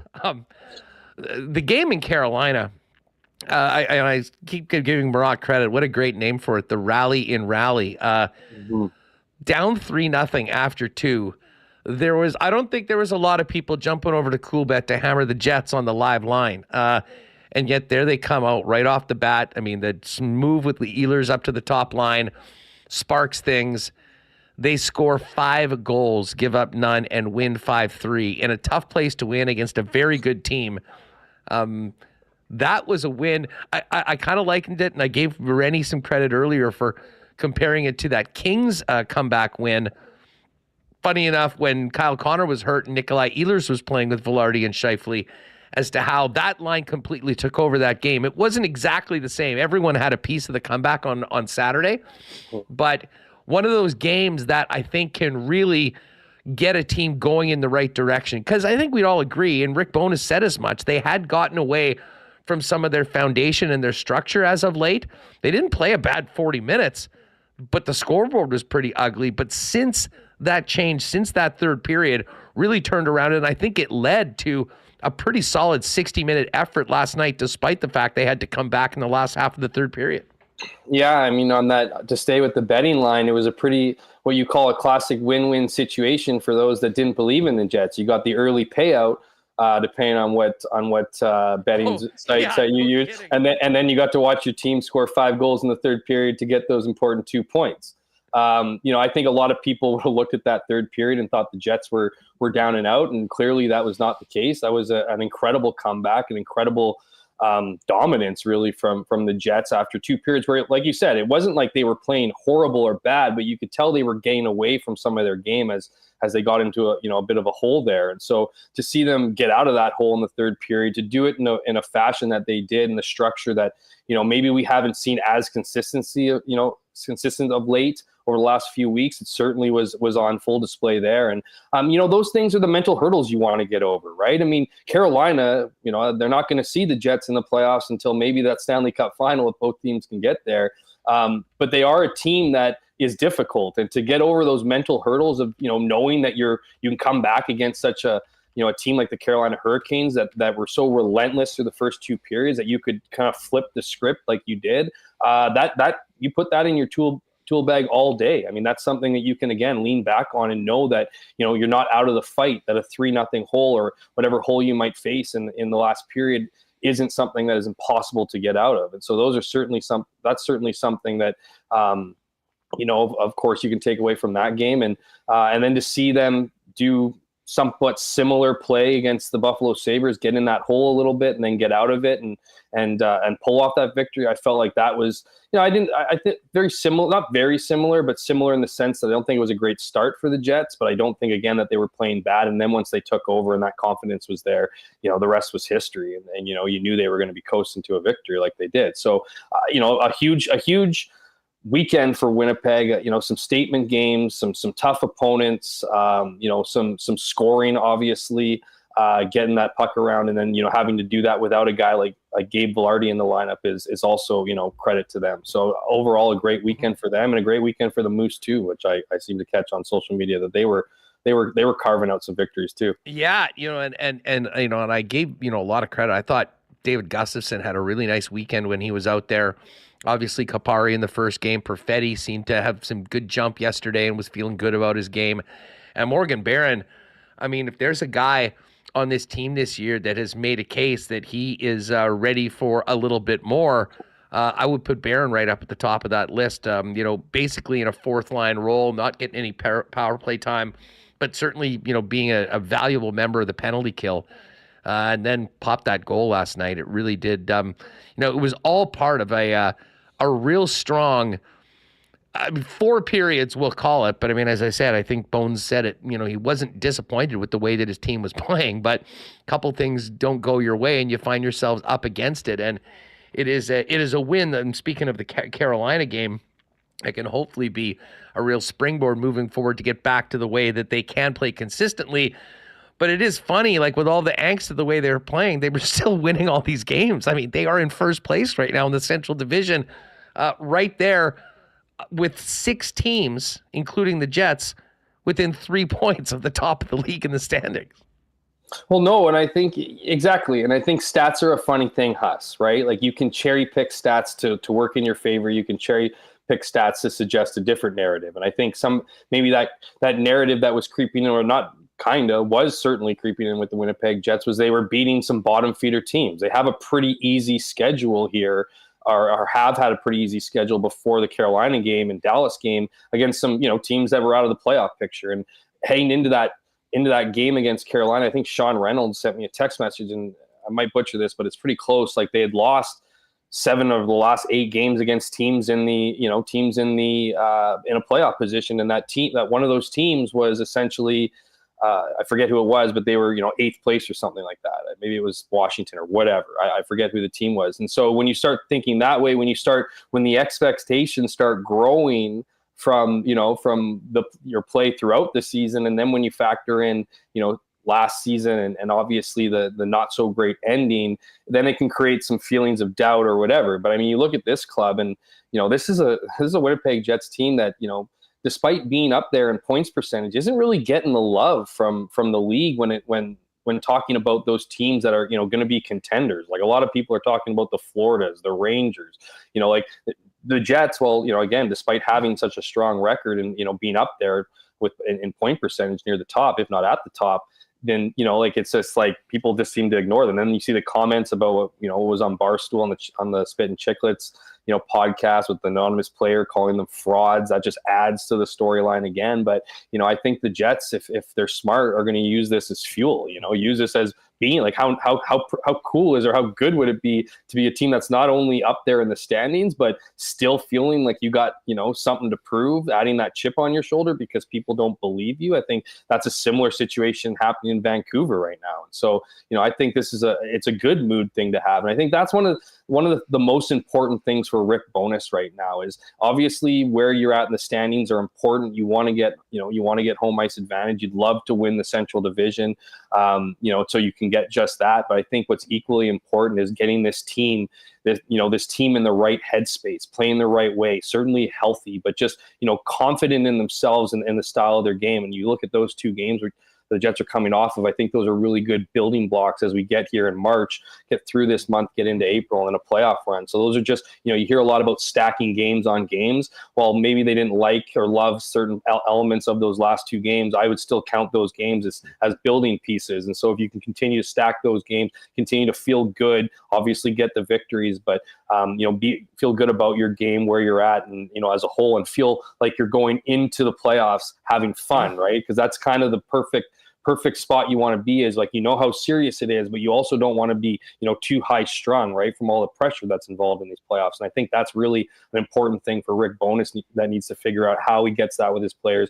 get them gelling, mentally right, and obviously, of course, playing well on the ice.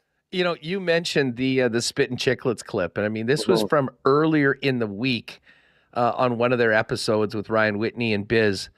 But funny enough, it was put out on the socials Saturday morning, shortly before the game. There's a lot of people talking about it, and I'm not sure everyone's heard it, but here's a clip from one of last week's Spit and Chicklets episodes where an unnamed NHL player gives his thoughts on the Winnipeg Jets. Listen to this.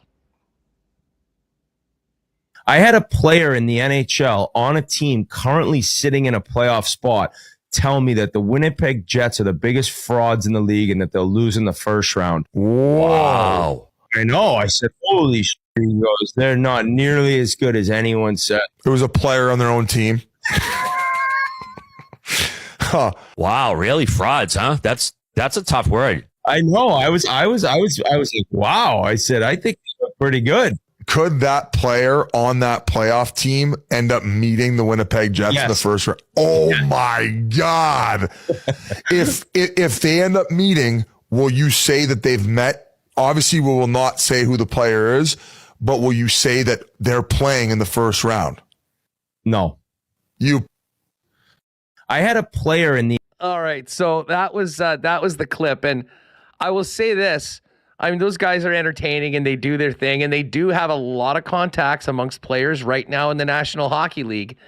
But that was pretty disrespectful to the Jets. It came out on Saturday, and I think I responded at some point after the rally in the third period. That was not very fraudulent of the Jets to come back the way they did. But you know what? For like internally, from a team perspective, I would be shocked if most of those guys in their Instagram or Twitter or whatever don't follow Spittin' Chicklets. They would be aware of that.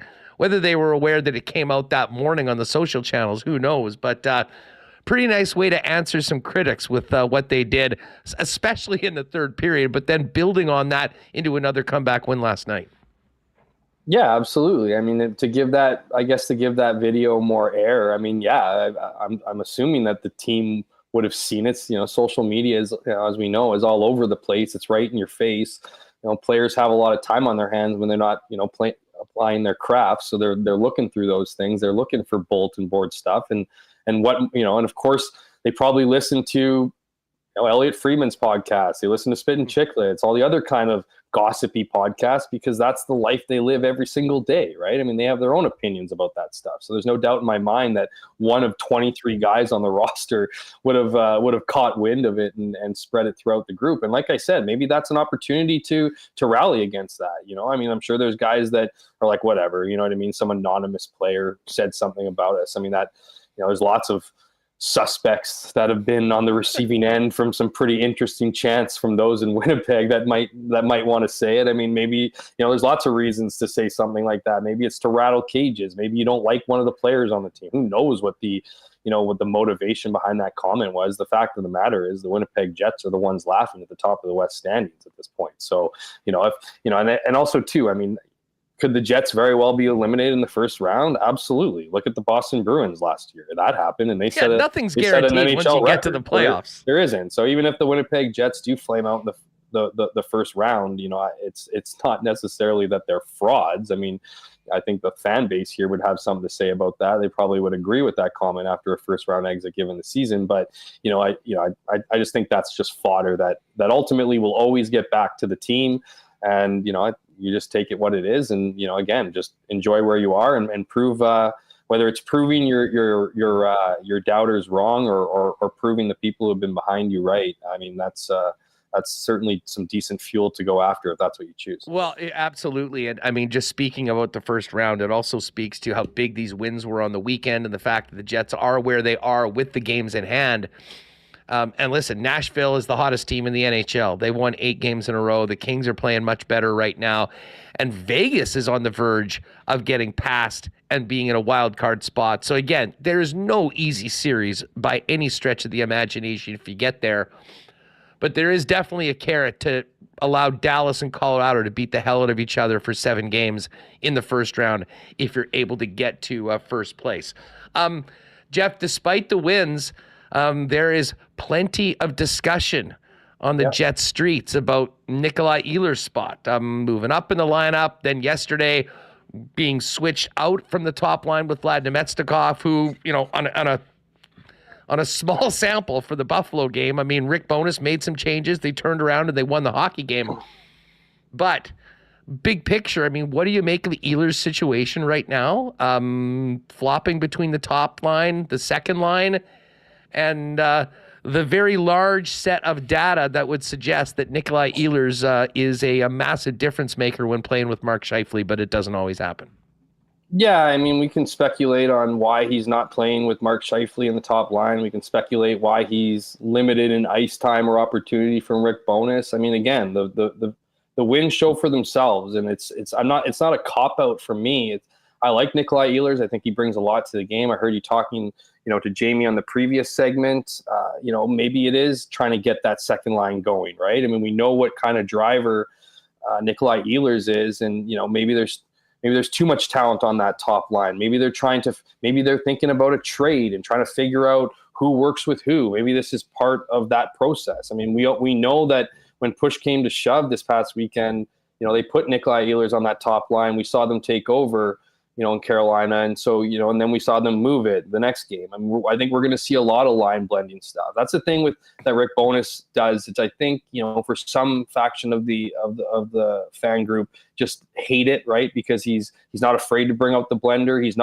I think what he is good at doing is acknowledging or recognizing who's on any given night and rewarding that person. Or, I know there are certainly some arguments to be made about who he decides to discipline and for what, but certainly when guys are going and he sees it, he likes to put guys up. He likes to, add that energy of that person's game to a line that might need it, right? I mean, that's your job of coaching. You're supposed to figure out some in-game adjustments if things aren't working out. I mean, we can talk till we're blue in the face about how much time, ice time Nikolai Ehlers needs. I know we talked about this last week. I mean, I'm in that camp that, this is a guy who's proven over and over and over again that he can get the job done. Let him fly, quite literally. And so why he isn't work with that top line, I don't know. I mean, that's something that they need to figure out. We know in the past there's been issues with players wanting to play with certain players and how difficult, it's pretty well documented. It's not just people in Winnipeg writing it. I've been reading insiders talking about Nikolai Ehlers and how, his game isn't easy to adjust to, and they're looking to find that player to do just that. And maybe that's what they're looking for in the trade deadline. But we do know that he's an electric player. We do know that he can enter zones, as good as anybody in this league, that he can turn a game on its head in a dime and can bring out that offense, even with no matter who he's playing with. And that's a good thing to have. As frustrating as maybe some of his where he's been put or how much time he's been given might be frustrating to some people, but they got to figure out where he fits. They got to figure out who he can fit with, because what you don't want is, trying to shove a square peg into a round hole come playoffs and then have it all kind of blow up in your face. And so I think that's the process here. It's been a frustrating process perhaps all season to figure that out, but there is still some runway here ahead of playoffs, and the hope has to be that eventually they're going to make it work. And I do think it's I keep bringing up the trade deadline here because I think it's an intriguing opportunity here, depending on what the Jets do, to try to solidify that top six and maybe get somebody who can play with a Nikolai Ehlers. Who that would be, I mean, that remains to be seen. But I do think that there needs to be an effort to solidify that top six, and obviously Nick Ehlers is a big part of it. Like in the present, I'll be honest. This is pro sports. It's about winning hockey games. The Jets have won a lot this year. Their spot in the standing speaks for themselves. Like, I really don't care if they go and play the fourth line for 25 minutes in a game if they go out and win the game. My one concern, and I think this is echoed, and I think this is maybe behind a lot of the angst, is that Ehlers has 1 year left of his contract. He is an incredibly dynamic player. There's a lot of players that do love him. And I think many people, myself included, would argue that he's definitely capable of a bigger role on the club than he's been accustomed to for the last number of years. All right.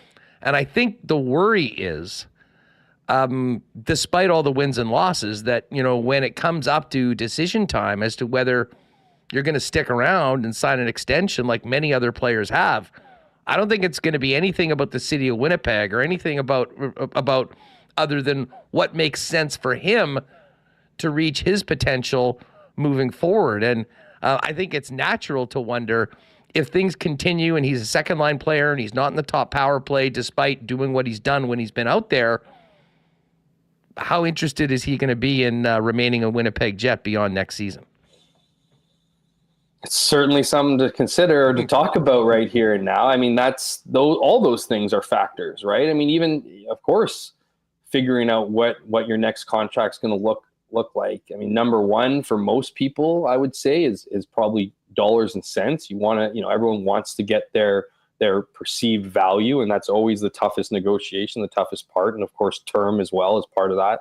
But it's also opportunity, and maybe Nikolai Ehlers looks at his time in Winnipeg. I mean, before Rick Bowness, obviously it was Paul Maurice, and those were challenging. Rick Bowness, it seems to be, if there was to be an issue, if you will, with all this, might be the disciplinary part, right? Like maybe he doesn't feel like he has as long a leash as other players. And when you watch a game, especially the Carolina game where Kyle Connor had 4 or 5 just egregious turnovers on the power play. Like, when you watch those kind of things happen and then you see yourself do those things and the punishment is seemingly worse, I think maybe those things do run in your head. I'd be interested to know how happy, I guess, for lack of a better term, Nikolai Ehlers is with this club, but I do think he is happy. I mean, I don't know if he's maybe he's not, who knows, but at the same time, I mean, it's not like he's not doing anything. It's not like he's not getting opportunity, but it's an interesting conversation. And those conversations, when it comes to signing a new contract, I mean, they're going to tell you how much they want you and how much they care about you by how much they're willing to pay and invest in you. So, if those conversations get, those extension conversations, look, we want you here for, 6-7 years, whatever, and this is the dollar value you have. I mean, if you like it, that kind of shows you what your opportunity is going to be. Everyone needs to be a team player. No one's guaranteed or promised anything, but I certainly believe that, Nikolai Ehlers will have that in the back of his mind. I mean, he's been a good soldier. He's a good guy and a nice person. You see him get frustrated from time to time, but he doesn't seem like one of those guys that's going to air his dirty laundry or create any issues. He's a good teammate, another asset that he brings to the club. So, there's no reason why you wouldn't want Nikolai Ehlers on your team long term. That being said, maybe the Winnipeg Jets look at it and go, look, we have a very, very strong piece. His underlying numbers are great, but we don't know how to use them. And I go back to that, like, Connor Hellebuck comment, at the end of last season, where like there's a bunch of players on this team that individually are going to and have done some incredible things in this league. Collectively, maybe there's a challenge. So while, I'm not advocating for a trade of Nikolai Ehlers, but if you're the Winnipeg Jets and, your reasoning behind his usage is because you just don't seem to know where to fit him in the lineup, well, then I think you need to be prudent. And if you don't plan on re-signing them, then maybe Nikolai Ehlers is a guy that goes for assets in return, right? Sell them at a value. And so these are all things, whether it's talking about an extension and what Nikolai Ehlers is going to want, on the flip side, it's also going to be what the Jets envision with their prospects coming up, right? So I think it is going to be an interesting situation, leading into that next season, which is his final year, because those conversations, much like they were for Mark Scheifele and Connor Hellebuck, both players of which, us, we might have been guilty of all of them, is that, the thought about them leaving, right? I mean, maybe we go through that whole process again where it just feels like Nikolai Ehlers is going to be out. But then, I don't even want to say cooler heads, because that suggests that there was tension, but all of a sudden he's signing a 7-year deal and he's making, he's here until his retirement. Waiters just said in chat, we spent 4 more months talking about a Scheifele and Hellebuck trade. Let's not do this again with Ehlers. Yeah, which is a fair comment. I mean, we have kind of, not want to say learned our lesson, but there is something to it. Now, to be clear, what we were saying wasn't completely hogwash either. No. Like there were definitely some moves made that still haven't been reported in the offseason that suggested that maybe these two guys were destined for other places. But again, the Jets did their, worked their magic and were able to bring them back. So that just goes to show that no matter what the perceived hill might be, whatever hurdles might exist to signing somebody, can be figured out, can be smoothed over, and a deal, so much as both sides want to get one done, can indeed get done. Yeah, and listen, I mean, I think it's a much easier sell on a very good team that has a chance to win. And, we'll see what happens for the rest of this season. I mean, heck, tomorrow Ehlers could start on the top line and could never move off of it. I'm not saying that that's likely, but I mean, all of those things, Bowness has shown that he's not afraid to mix things up if things aren't going well, as we saw twice on the weekend. But if all players are healthy, there's certainly an argument that the Jets' best way to set things up is with Nikolai Ehlers playing more and playing with Mark Scheifele. Mm-hmm. And if that opportunity isn't there, it's obvious. It's natural, I think, to wonder what that might do to his want to stick around. But in the meantime, like, it's about winning games right now, and the team is doing that, and it's hard to get too critical, in my opinion, of the moves that have been made if the team keeps on finishing on the right side of the scoreboard night in and night out and is challenging for the President's Trophy and first place in the Central Division and the West. All that being said, I think more Ehlers makes sense for the Winnipeg Jets, and if they can find a way to make that happen on a more regular basis, I don't think it's going to hurt the hockey team on the scoreboard. But again, a big part of it is that second line. Gabriel Velarde's status, I think we should probably, we hope to learn a little bit more tomorrow. But Jeff, I mean, with that sort of up in the air right now, and he has had some injury problems in the past, the back, and I think with it being an upper body, that's what a lot of people are worried about. When you look ahead to Friday, how busy and aggressive do you think the Winnipeg Jets might be? And depending on what they're looking for, what would they be willing to part with, considering they've already given up their first-round pick for a great acquisition in Sean Monahan? Yeah, I've listened to a couple of your guests, and my thought is that the Jets have to make more moves. Like, there's buzz out there that they're working on a deal. There's buzz out there that they're, going to be standing pat and maybe just getting a bottom six forward to add some experience and some heaviness, maybe, fix that, I'll say fix, but improve maybe the third line. But I'm in the camp, man, that you look around the league, and we talked about this earlier in the interview, just how many teams are there that, this feels like the year that it's kind of up for grabs. It's so wide open. Any other year. And so if you're the Winnipeg Jets, I mean, bravo. Sean Monahan has been a great player. He's got eight goals in 8 games. I said, on this thing, I'm not patting myself in the back, but I'm tapping myself on the shoulder. I thought this could be one of the best moves that the Winnipeg Jets made out, next to the Paul Stastny thing. And good player, good guy in the room, all those things, right? Business like approach to things. I think the Winnipeg Jets need to go out, and they need to, especially if Gabriel Velarde proves to be out longer or the issue proves to be worse. And I'm starting to look around the teams, Huss. I mean, you start reading about what the situations are in different teams, what they might be interested in. The first team I go to is Buffalo. I look at Buffalo. I mean, they have so much. It's funny how, not great they are. And they have all these like names that are like pretty good. And they're in, go back to that point that Hellbuck made, all these individual guys that could, have done damage in the league, but for some reason, collectively, it just doesn't seem to work. Or as well as maybe they imagine. And so I look at like an Alex Tuck, man. I look at him. I look at Eric Johnson. I think the Jets should go for a package deal on teams. And there's 3 teams I've kind of identified. Buffalo is the first one. I think Alex Tuck and Eric Johnson additions would be amazing. You ask the kind of questions, how are you going to get a guy like Alex Tuck, who's a great player and has some, has years under, is a great player, can score, can set up, and has that years on his contract that the Jets love. You're probably losing a high prospect. You're not losing Rutger McGrody because he's probably untouchable, but I wouldn't say that Brad Lambert would be untouchable in a situation like that. If you're bringing in a D man, the Jets need to address their logjam at D. So if they're getting a big D, if you're picking up a right-hand defenseman, maybe it's Neil Pionk. Neil Pionk goes somewhere else because Neil Pionk is, under contract for another year. He's got $6 million, contract next year. You could put in a Ville Heinola in that spot. And so, or you could, playing with Brendan Dillon, you have, Nate Schmidt still on that side. Obviously you have a strong, right side there. You could take Schmidt out of the lineup and you could have Eric Johnson, and you could have 2 shutdown lines. We've seen Josh Morrissey can play an astronomical amount of minutes. I think it would take a forward too. Maybe an Alex Iafallo, who I look at. I've identified guys that they're good players, but they're kind of replaceable to bring in other players, right? And guys want good players. If they don't want picks, maybe they'll want solid players. I put Neil Pionk in that. Alex Iafallo seems to be on an island on this team. He's a guy that where does he? He can go up and down the lineup at the same time, but he also doesn't really fit anywhere perfectly. He's not a top 6 guy if you want to win.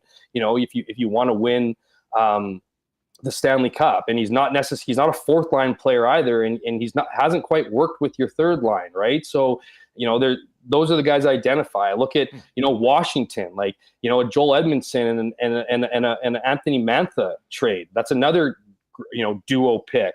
I'm not going to go into costs and stuff like that because I don't think it's as good as the Alex Tuck and Eric Johnson trade. But then you look at Phoenix. I mean, they need, they're not doing anything. What's to say that they wouldn't trade? What's to say that they wouldn't trade? A Dumba and a Bukestad. That's what I think the Jets. I think if they're going to upgrade the spots that they need to upgrade, I think it's going to take, a multi-trade. And then there's going to, maybe there's a 3rd team involved. I think the Jets need to get creative here. I think they have the potential to get creative. And there's always those that thing with the Jets that just sits in the back of definitely my mind and should be in everybody's mind, their ability to shock everyone.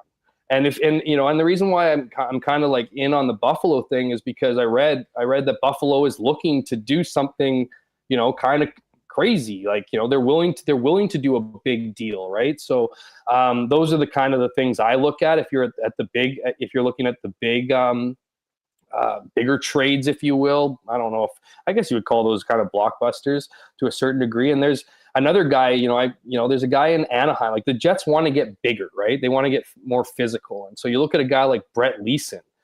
He's a right winger on Anaheim. He's another guy, he's 24, turning 25 this year.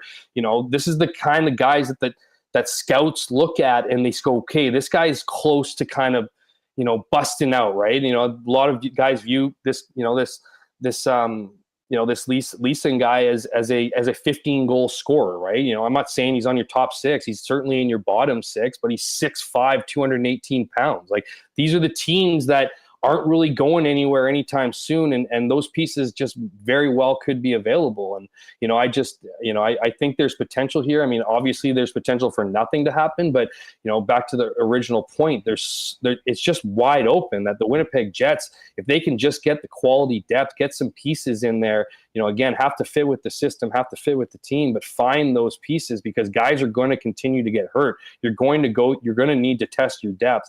And while it's great that you have guys like Morgan Barron, chipping in on that fourth line and warranting, improved ice time or improved opportunity, you want them to be doing that on the fourth line too.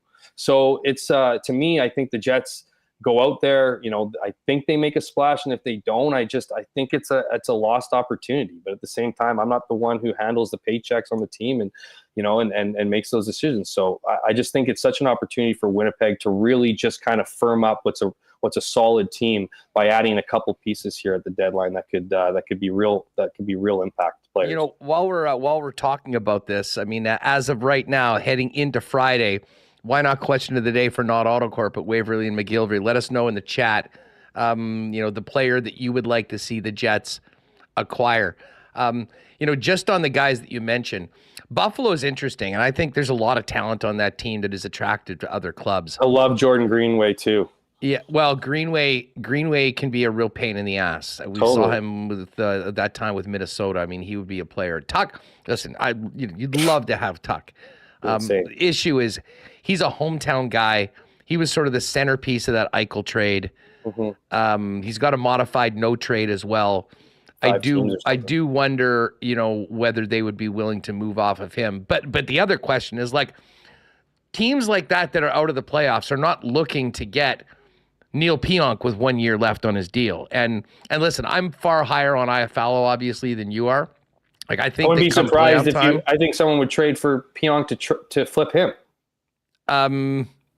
We've seen that lots, third-way trade, three-way trades. I'm not saying, I put it this way. I just think most of the teams that are out of the playoffs are far more interested in Jets prospects or the second rounder that they've got from Montreal. I would think it's very far-fetched that the Jets move off their 2025 first rounder this year. I'm not saying it's impossible, but I think it's highly unlikely. And I don't think that they even want to entertain, certainly not Rucker McGroarty. I put Elias Salmonson in that category as well. I think he's going to be here next year, and they plan. I mean, because with guys getting raises and stuff, you also have to think about the makeup of your club and needing to have, a few players on ELCs that can sort of make up that difference, especially when the extensions for Hellebuck and Scheifele move in. So I guess we'll see. The one thing, and I talked about this with Dusty today when we were kind of just recapping the weekend and talking about the deadline on the lock shop, is that I'm pretty sure that the playoffs are set right now. Like, I don't think there's any team that's out of the playoffs right now that's going to be in it at the end of 82 games, which kind of clearly delineates the buyers and the sellers right now. And I do wonder, Jeff, if knowing how many teams are out of it right now, it actually might be a buyer's market as we get closer, because there's certain teams that, because of salary cap, can only do so much with what they're able to do. Like Edmonton offered a first-round pick for Chris Tanev.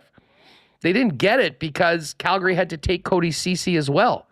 So, I mean, they're in a difficult spot. Like, I wouldn't be surprised if the asking price maybe comes down and we do see some more significant deals for maybe less than we would have expected players to go for as we get closer to Friday, just because of how it's almost, I don't want to say it's set in stone, but it's highly unlikely based on the gap between the 8th place team and the 9th place team in both conferences that we're going to see any of the teams that are out make a massive push and get in. Yeah, I'm with you, Huss. And the only thing I'll add to it is I think the buyer's market is because of what you're saying is going to be bigger than we think. Just because, like, I think there's going to be teams that are looking at players with tenure and adding them at the trade deadline that aren't playoff bound teams. And because of what you're saying, because of what is in the market, because of who's available, because of what it might take, money wise, right? Picks wise, you have a lot of clout here if you're kind of one of the crappier teams, right? Assuming that you've handled your money appropriately. So I think you're right. I think it is going to feel like a buyer's market. You're hearing a lot. You're hearing a lot about the price tag of guys, right? We all saw with the Lindholm, deal cost. We saw, like Petrano is also supposed to be a massive one. Tyler Toffoli is apparently priced out of the market. The Pittsburgh Penguins don't want to give up Riley Smith for anything that isn't significant. And so, you wonder if it is part of the fact, like you're seeing it kind of with Markstrom and Calgary, right? I think there's some players who are kind of promised, I don't know if it's a prompt, like, they don't want to do wrong by the player, right? Like, you mentioned the, Alex Tuch, the hometown guy, right? It just seems to be like, maybe some, Adam, Henrique is a guy that's been, talked about as, why isn't he gone yet, right? I mean, he's been in the trade boards for forever. Well, I understand he's really close knit to his community in Newport. He, has businesses there and whatever, right? Maybe that's holding things up. And maybe the prices are just too darn high. Well, that's what I think. I think the prices are just going to have to, like, I mean, we heard Buchnevich. I mean, Andy Strickland said, well, they might consider trading him, but it's going to cost 2 first-rounders. That's apparently what Dubas wants for Jake Gensel. I mean, right. I don't think, listen, I think that if there was a buyer that was willing to give that, those deals would have been done. So, especially for guys that are pending UFAs like Gensel. Like Buchnevich is a little different because he's got another year on his deal. And I think you could maybe swallow or justify a bigger price for a player like that because you're getting him for not 1 but 2 playoff runs at a relatively reasonable 5.8 AAV. But of those players, like a Henrique, like at a certain point, if it's shit or get off the pot for these NHL GMs, they realize, well, what do we gain by not trading this guy? Or do we move this guy for something that maybe isn't what we asked for, but is better than nothing? And as I say, it really will be fascinating to see what the prices are for more established players, especially ones that are quote-unquote rentals, considering the price that was sort of set by the Monahan and Lindholm deals. And I think part of the reason why it's been somewhat quiet outside of the Tanev trade is that the prices are here, the willingness or ability to pay is considerably lower.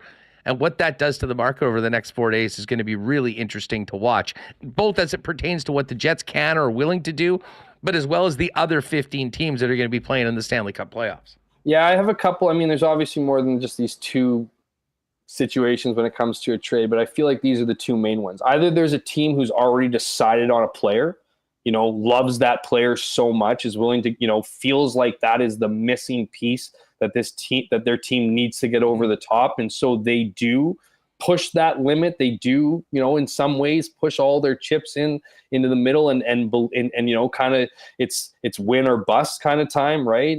So you do end up, perhaps overpaying, but you have in your gut that this is the right player, that this is the missing ingredient to your Stanley Cup recipe. And then the rest are just games of chicken. Where it's like you want this guy and you want him bad, and then you want him to a certain point, and then you don't want him anymore, or you're just like, oh, I don't even like that guy anymore just because of what the team is suggesting that it's going to cost me. And so you price yourself out of teams price themselves out, and that of course is from a team that doesn't want to trade the guy Or maybe promise the guy that he wouldn't get traded and would need to have his socks rocked, right? For them to say yes, right? So they listen, and they go, you know what? We're not, maybe the player goes to them and says, well, look, I'll only leave, but don't trade me for peanuts. Like, make sure that you trade me. That's gonna, if it means getting our team into a better position, then go ahead. So then you don't really want to trade him. He's good for your locker room. You may or may not have made promises with him, and so your asking price is this: come or don't. We don't care. And you can call that team stupid. You can call that team whatever. You can call them, bad asset management, whatever you want. But there are certain things that go into these decision making, and again, it's got to be the best situations are when a team really, really, really wants somebody, or really, really, really wants to get rid of somebody. And that's when you see, kind of deals made quicker. And obviously, the names we've been hearing throughout, the costs in which we're hearing throughout, may be indicative of some of the earlier trades leading into this, leading into the deadline, or maybe it's what we've just been talking about, where there's all these other elements where, yes, we're only going to get rid of this guy if the perfect, if we can't, we get a deal that we can't refuse. And I think that's what a lot of teams are looking at. That's what a lot of teams are hoping for. And then we'll see this game of chicken play out until the deadline, and maybe somebody gives. Yeah, you know what? I'm just seeing Cedar Wonder mentioning Philly and Chris Mulligan mentioning the Preds. Those were both teams that I think everyone thought would be very active, which would move off. I mean, those are the two teams that are comfortably in playoff spots right now. And you do wonder what Danny Briere and Barry Trotz have cooking, and how their plans may have changed because of the way their teams have performed. Hey, Hammer, I'm not sure how busy you are or what your schedule is on Friday, but we're going to be doing an extended show, probably getting going at about 11 a.m. So if you've got a window at some point during the day, you should jump on with us as we get closer to the deadline and talk more about everything happening around the league. If you can arrange your schedule. Twice in 1 week, Huss. That's I don't know if I want to put your people are ready that for kind it. of pain. Are you sure? Yeah, and it's our 3rd anniversary that day too. So you're one of my favorite guys to celebrate it's a must, with. Then in that case, I'll have to. Let's confirm right now. I'm definitely, and I want to leave you on this one though. It's kind of funny, man. What do you think the Jets could get for Laurent Brossoit right now? Huh. Like, you think they could get a 1st-round pick?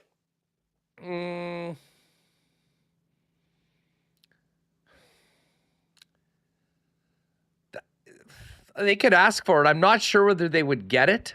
I heard there's some teams that have called the Jets about Laurent Brossoit. I mean, there are, it's funny, we were listening to the Spit and Chicklets one. I think it was Witt saying that Boston should jump off and make their move on either Swayman or Ullmark right now. Well, they do need to figure that out, right? It seems like two good goaltenders there. Listen, it's great, but I mean, we saw with Vegas last year. I mean, they had their guy who was LB at the start, and then it was Aiden Hill, and he went on a run. I mean, if you're going to play for 2 months, you better have a contingency plan. And I mean, the Jets just simply I'm not advocating, do not have that. There's absolutely no reason why the Winnipeg Jets should do it. It's ridiculous. It won't happen. It won't happen. I'm just saying what could, what. Well, at his contract, and especially if there was a willingness for the team to sign him, which he's able to do right now in the second half of a 1-year deal. That would be the point of it. That would be the point of getting the 1st rounder, so that when he shows up in your city, you got a sweet starting contract for him, and maybe you give him 3 or 4 seasons. Like, he's good. He won a Stanley Cup last year. He's been incredible in relief, but that's coming, right? That's coming for him. It's just an interesting dynamic because of how he's played, what you could probably get for him, which is a lot more than anyone would have imagined at the start of the season, but then also coming back to reality, what I like to call planet Earth, and realizing that the Winnipeg Jets are going to need Laurent Brossoit on their team, in their crease, if something, Yeah, there's something to be said that the Jets are going to go as far as Connor Hellebuck takes them. But God forbid something happened to Hellebuck. I mean, to have a guy that's played at the level of Brossoit is a luxury the Winnipeg Jets have, but an important one. And listen, LB's playing himself into a significant raise in the offseason. And I think for him moving forward, a place where he can legitimately have the opportunity to win a starting job in the league. And right now, it's a good place for the Jets to be. We all remember how Hellebuck had to play every single game down the stretch last year because they were basically in a playoff race and they had Big Save Dave there. Listen, it'll be a challenge to get anything close to a Brossoit level backup for next season. But for right now, going into the playoffs, they're in a good spot. And yeah, I know, I think they would be. It's probably a non-starter when people call Cheveldayoff. No, but ridiculous. to your point, I'm I think there is a real value, especially at what he's making. If I'm another team, I'm making that call. Yeah, You know, listen, like I'm making your the call, due diligence. You know right? what I mean? Like, but if I'm the Winnipeg Jets, I wonder how many thing, goalies are actually going to be moving. I mean, it sounds like the Oilers are standing pat at with Skinner and Pickard. We have heard that Jake Allen might be a guy that could go there. Colorado's an interesting spot to maybe pay attention to on the goalie market.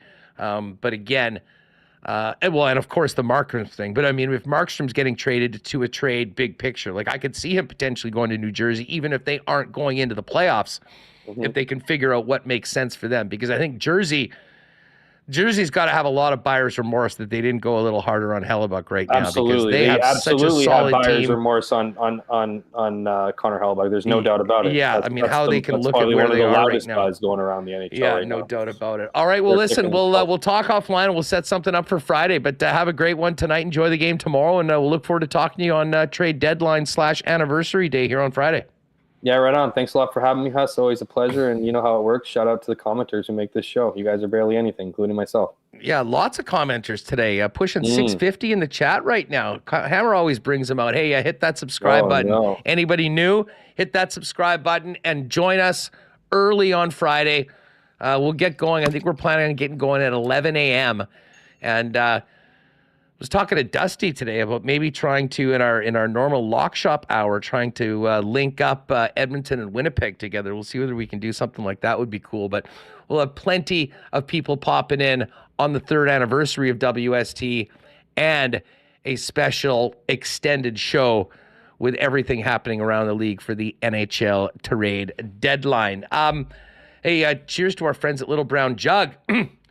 Had a couple generics on the weekend. God, those are good. And they tasted even better after a very big Jet win. And don't forget, when you're heading down to the game tomorrow night or for the rest of the season, Craft Beer Corner has you covered with Generic and 1919, the 2 flagship brands from our friends at Little Brown Jug. Pick those up, section 310 in the upper bowl and section 126 downstairs. And pop by and see the gang. They got lots of great stuff coming up for spring at Little Brown Jug down in the Exchange on William Avenue. You can check them out as well online at littlebrownjug.ca. And hey, got to thank our friends at Aikens Lake for their support. I know Pitt's and the gang looking forward to these games coming up with the Winnipeg Jets, and they're also looking forward to getting back out to Aikens this year. Find out more about the Aikens experience at aikenslake.com. World-class fly-in fishing right here in Manitoba, where you can be on the water in less than 2 hours from the city of Winnipeg. And as incredible as the fishing is, the hospitality of the Aikens team and the Trent family is even better. Again, at Aikens Lake on all your socials. You can find out about booking and availability by getting at them at aikenslake.com. All right, we got to get to the Coolbet lines here in a minute with the actually a relatively busy Monday night in the National Hockey League. But let's get Remis back in here. And Remis, it is shaping up to be a very interesting Friday. And I don't know, I'll ask you, what do you think this does to the trade market, considering that there's a pretty significant delineation between the teams that are in the 8th spot and teams chasing in 9th or below in both conferences right now? Yeah, I'm seeing the final, people are putting their final assignments as far as trade boards go. The Athletics got their big board. Frank Saravelli's got his trade targets. TSN has trade bait. You got to come up with a unique name. I don't know. I'm curious what's going to happen here because, the buyers and sellers are becoming clear. What's Pittsburgh going to do? They had some big losses on the weekend. Calgary, they're a seller. Philadelphia is interesting. The Ducks, sellers, and the Devils as well. They've fallen off too. Tyler Toffoli took a big jump up on Frank's board. Our team's going to be giving away first-round picks. How many are going to be traded. I don't know. It seems like you're holding out here for holding out and hoping if you're trying to trade for like an Anthony Mantha or Adam Henrique, you're hoping that the Washington or Anaheim is going to be eating some salary, and maybe you give up a first round pick or second. I don't know. Well, I'm curious how this is going to shake out us, but yeah, it's becoming more clear who the buyers are and who the sellers are. Toffoli is really interesting. And I mean, the Devils had a brutal weekend. I was out on Friday night and caught the end of their game against Anaheim. Jack Hughes had a penalty shot with 2 seconds left to tie the game, and he got stopped. And then they got stomped by the Kings yesterday. They've been trying to avoid sell mode, but it looks like that's where they are at. And meanwhile, Toffoli, this is just from Frank, since January 20th, Toffoli has 10 goals in 17 games and 15 points, which is top 15 in the NHL over that time span. And, of course, they had a nice acquisition of Toffoli from Calgary, although Sharon Govich, or whatever his name is, has actually been great for Calgary. He had the winner in that big comeback win over the Penguins on Mika Kiprasov night on Saturday. So we are seeing a few other names that are thrown up, and we'll have plenty of time over the next few days to talk about who might be a great fit, but at what cost for the Winnipeg Jets. Let's get to the games though tonight, because we've got a pretty good lineup. And oh, by the way, speaking of Coolbet, I've got to give a shout out to a regular in the chat, Rob Kane. Rob frequents my local and was there for the game last night. And after the second period, came by, and I think he had got on Coolbet more recently. And he said, hey, he was asking me about live betting. And we looked, and the Jets were plus 264 to win the game. They were down 2-1 after 3. And he unloaded a rather significant wager on the Jets to win the game yesterday. And at that point, I almost felt obligated to ride with him, which I did. And needless to say, it was a lucrative ride with Rob. So shout out to him for picking that winner. We'll get that was nice, and that certainly puts us in a good spot going forward. And by the way, we will touch on my poll that closed just before the start of the game in just a second. But as far as the games go tonight, Jack Eichel's back with the Golden Knights, Reem. That is big news for a team that has been struggling lately, including getting pumped by those same Sabres we saw last night, 7-2 on Saturday. But Vegas, minus 184 favorites against the Blue Jackets at plus 155, getting Jack Eichel back just in time to try to get back in the win column and stay in the top 3 in the Pacific. I thought Jack Eichel was going on LTIR Hus and coming back for the playoffs. I thought that's what the plan was for them. But when you look at Vegas, they've been, they're without Stone. Eichel's been out. They've kind of just patched these lines together for a while. So big boost for them. Ivan Barbashev, really stepped up for Michael and Mario. Remember him scoring a big goal here. He stepped up too, and there was one other. Nicholas Waugh actually. Yes, he was their top center for a while with Eichel out. So big game for them going against Columbus, who's been terrible this year. I'd expect a lot of goals, so good time for Eichel to put one on the board. Definite top matchup on the docket tonight is at MSG, where the Rangers, coming off their extra time loss to the Leafs on Saturday, are at home to the number 1 in the NHL, Panthers. Panthers minus 132, Rangers plus 112. Desperate Blues team goes into Philly to take on the Flyers. Blues plus 125, Philly minus 147. Bruins at Leafs. Bruins plus 109, Leafs minus 128. The Avalanche are a massive minus 420 favorite over the Chicago Blackhawks, who are last in the National Hockey League. And the Flames have won 5 in a row. They've still got a lot of work to do to get back into a playoff spot, but they've got the Kraken tonight. Kraken in Calgary tonight, and then here tomorrow to take on the Winnipeg Jets at Canada Life Centre. Flames minus 134 and the Kraken plus 114. And a quick look at Briar odds for tonight. Gushu versus Cooey. Gushu minus 227, Cooey plus 165. That's almost a loser leaves town match. Hard to believe we're only on Monday of the Briar, and Cooey could essentially be eliminated, or both Cooey and Brad Gushue could be on the verge of being knocked out if Cooey can get the win. No Manitoba teams playing tonight.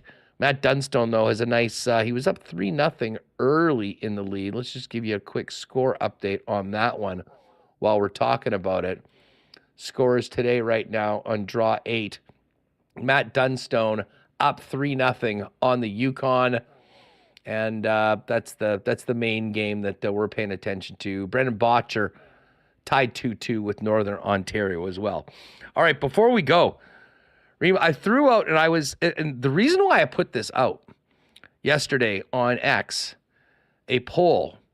It was a weekend why not question of the day, if you will.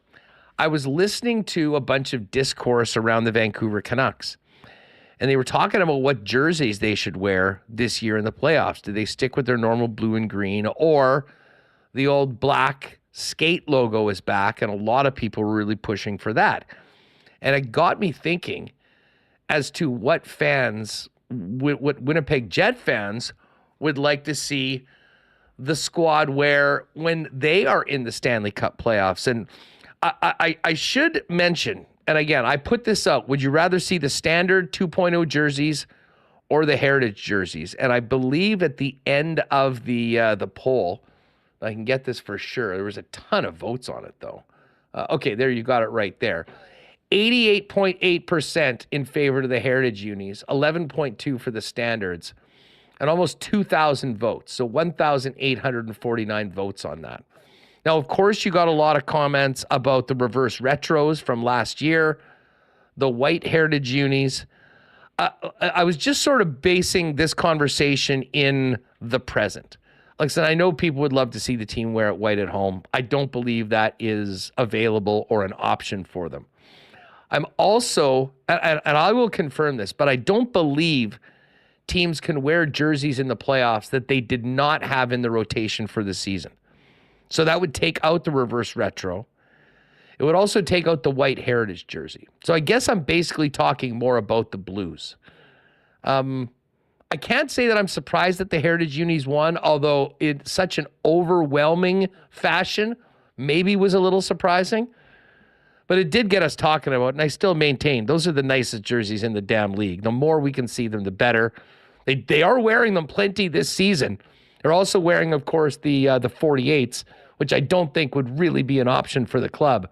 So I think it's between the standard regular jerseys, and I brought up the possibility of the heritage ones.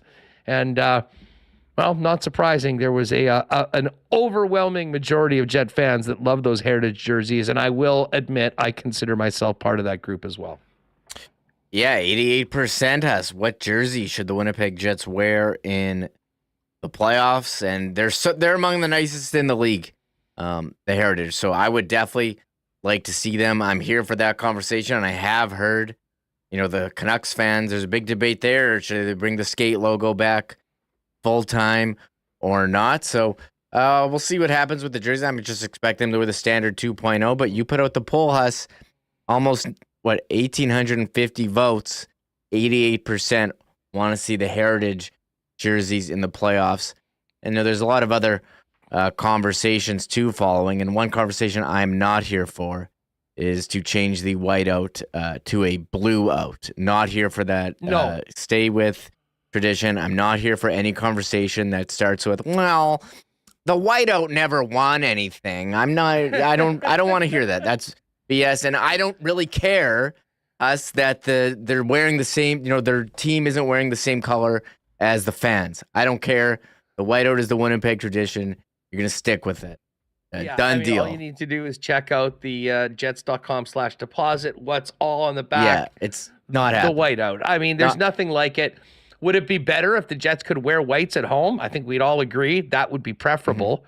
But as it stands right now, I don't believe that's an option for them. So just based on this. But I do think that if they wanted to make the decision to go with the heritage unis, they could, because they have worn them as much as they have this year. But it was just, as I said, I was talking about it. Someone said, is this a story? Well, not really. It's a fun conversation, though. And I just figured I'd hit the fans with, because I kind of felt that there'd be a lot of people that would love to see the heritage jerseys. especially for the playoffs and when the Jets get on TV and, maybe they're getting more attention outside of the market, to be wearing those beauties would be, put it this way, I don't think too many people would be upset with it. That's, I guess, is the deduction we can take from this. Yeah, they're awesome. And someone says here the whiteout is the best visual in sports. I agree. I agree. I mean, you get goosebumps when they have it on the Jumbotron, like live in the whiteout, and they have like the snow on there. Man, I love seeing that. And just thinking about that, it's getting me excited. And like people are like, well, they should wear blue because the team wears blue, and be like, well, they never won. Well, I don't know. The Leafs haven't won like since '67. Do you see people saying like change the Leafs name? Like that was the argument when the Jets came back into like, well, the never won is the Jets. Let's change the name. Like the Cubs didn't win for 100 years. Were people saying, change the Chicago Cubs name? No, like come on. It was a little different though in that because they lost a team and there was a new team coming back. I don't care. They just go with the old one. Well, whatever. You win, and people that thought of that, it ended up being, I think, an obvious choice. But yes, I mean, listen, I came around to it at the start. I was like, hey, let's start a brand new history. I mean, there wasn't a lot to jump on, but this is the thing: we were creating new history here, new whiteouts, and a whole new generation of fans taking in what the playoffs in Winnipeg are all about, and. The good news is we're going to get a chance to do that again this spring. And while the Jets are, pushing for top of the division and the conference, could very well have home ice advantage in the first round and potentially beyond that. And it's, as I say, it's a lot of fun. What a weekend, though. The comeback, the rally and rally. That will go down as one of the more memorable games and certainly best comebacks in 2.0 history, Reem. It was awesome being compared to the Jets comeback against Nashville in the playoffs. When you're comparing it to a playoff comeback, so that's big. I think the morale was certainly low after getting whipped by Dallas. And just on the weekend, I didn't get a chance to chime in on the spit and chicklets. People are, ask me, what do you think about this? I'm like, I don't care. Like it's some random guy. Like people are saying in chat they want to put like frauds on T-shirts and like use it as a rallying cry. Like, who cares what some random anonymous player on random team like. It's not, I don't know. It's nonsense. We've talked about the Jets. We know their issues. Irrelevant, whatever that comment was. So people have just been asking us, can you talk about this? Can you talk about this? I wanted to weigh in. I do not care. As I messaged it to you on Friday, should we talk about it? Like, well, not everyone is going to like the Jets. And I was like, yeah. I mean, again, it's one player. I mean, those guys have a big platform. They're very entertaining. They throw that out and it gets people talking. The best way to deal with that, do what the Jets did, which, as I said, not very fraudulent, coming back from a 3-goal deficit on the road against the Hurricanes, the way they did on Saturday afternoon. Hey, one other thing I need to get, and I'm going to put you on the spot here. Can you get Morgan Barron's post game up? Like if there's video with it. Yeah. What about we need to talk about the hat that he was wearing. He's wearing a hat? He was wearing a hat. Now, remember when you all hat shamed me for that Jets hat that I was wearing in, I think, a picture from Aikens Lake last year? And it was a big topic on the show for a while. Oh, this hat is terrible. About how this is just speaking to where Fanatics is taking this is the worst merchandise hat. Right now. Okay. The hat that Morgan Barron was wearing was honestly, and again, this is not his fault. I'm sure it's just the locker room gear that they give the players. This is the worst.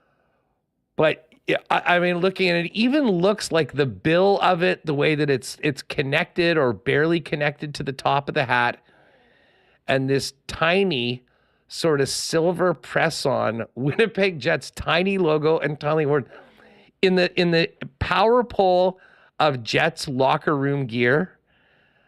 It was a disservice to Morgan after scoring the winner to have to go to media wearing that one yesterday. Surely the folks at Fanatics can step up their game a little bit, because if this is what we have to look forward to for the next 10 years, let's just say that vintage Jet stuff from the past number of seasons will be worn consistently at the arena. Yeah, when you're wearing a Jets hat, I think the key is you want people to know you're wearing a Jets hat, and for people listening on podcast, it's a little rectangle that has a tiny Jets logo and text in the middle of the hat. And this is what Fanatics does us. They just want to make the most generic apparel. So they say, okay, it's a blue hat. So we'll print every team. Every team, they have a different thing on that for every team. So there's a Jets one, Leafs one. I'm sure they just put them all in the blue hats. They just want to make it so easy to make. It's nothing unique about any of the apparel. And it's like this small logo. I don't know. I'm sure they have probably always wonder about players. Like they have like a giant bin of apparel that they can just go take from, and he picked it, or did someone give it to him? Say, hey, put that on. But yeah, this is a terrible hat. I don't know. Does it have? Looks like it has something on the side. I can't really see, but you got your hat out. I mean, it's terrible, that hat. This one is way better than the one Barron was wearing last night. I'll tell you that. But again, it's also the Fanatics. This one actually is a very comfy lid. Like it's the brushed cotton. It fits pretty well. Nobody seemed to like it though when I wore it. That's for sure. And they terrible. jumped all over me when I put it out on social media. Anyways, I had to bring that up. I laughed so hard when I saw it, and I'm like, oh my God, how are these lids? How are we going so backwards when it comes to the quality of NHL merchandise right now? It's terrible. I remember Blake Wheeler rocked like the shark tooth style Jets hat with the old school. So get some like logos on there. Get some designs. Like this is like a sticker, a tiny sticker that they just put in the middle. Looks like. Who's doing that? And again, it's just so they can mass produce a lot of them really cheap and sell them. Who's buying that? And use like any team. I don't know. And they would have every single team like that. So I don't know who's buying it, but it's like, I'll awful. say this. You can go to Royal. They've got a ton of great hats. I mean, I popped by the merch booth at the games. There's a bunch of really cool ones. The ones that they seem to be firing down to the locker room, like whatever the player edition, that usually are probably the ones that should be the coolest and the fans would want to get the most, are far, far from it. So I just had to bring that up before we were done today. Fanatics, Good call. we need to you need to step the game up. That is the worst hat in Jets 2.0 history. Shout out to Morgan Barron for kicking ass last night and scoring the winner. Somebody help the guy out here, and let's get some better lids for the team as they get ready for the Stanley Cup playoffs. All right. So yeah, a bunch of games tonight. Oh, by the way, let me just see if our partner parlay is up. We cooked one up in the lock shop today. We're going with Vegas to beat Columbus, Philly to beat St. Louis, and Calgary to beat the Kraken. I see people have bet it down already. It's at plus 380. So there you go. If you want to jump on our Coolbet special tonight with myself and Dustin Nielsen, that's their lock shop partner parlay in the Coolbet exclusives. And I'm going to watch this Calgary-Seattle game tonight. I'll be honest, I've seen barely any Kraken games this year. Saw a bit of the afternoon game against the Oilers on the weekend. But it'll be a good primer to their visit tomorrow to Winnipeg, and then the rematch in Seattle on Friday night after the trade deadline's finished. Watch a bit of Kraken. Games, one note for the Kraken tonight, Huss. They're holding out Alex Wenberg as trade precautions, so we'll have to see what happens with that. And yes, trade-related issues will not be available tonight. Allison Lucan from Pay Root attention Sports. to your DraftKings lineup. Make sure that one of your guys isn't sat out for not load management, but trade precautions. Want to make sure these guys don't get hurt. We'll have to see what happens there. You got it. All right, game day show tomorrow before the Jets and Kraken. Make sure to join us at 1:00. In the meantime, tell a friend about WST, and if you haven't already, hit that subscribe button on YouTube. Please do. Shout out to everyone listening on the podcast and all of our sponsors that make this show happen each and every day. Gang, enjoy your Monday night. Shout out to everyone in the west part of the province that are listening, that are digging out from the big storm. We dodged it pretty good here in the Peg. And we'll get ready for game day edition tomorrow. Jets and Kraken. I think Mike McIntyre is going to jump on with us. Should be a good one. So make a point to pop by tomorrow before the Jets get back at it on home ice for a quick one-game homestand and then head on the road. For Michael Remis, I'm Andrew Paterson. Thanks for hanging with us. See you tomorrow on WST. Oh, my God. Oh! Shut it down. Let's go home. Thanks for tuning in to Winnipeg Sports Talk Daily. Make sure to subscribe on YouTube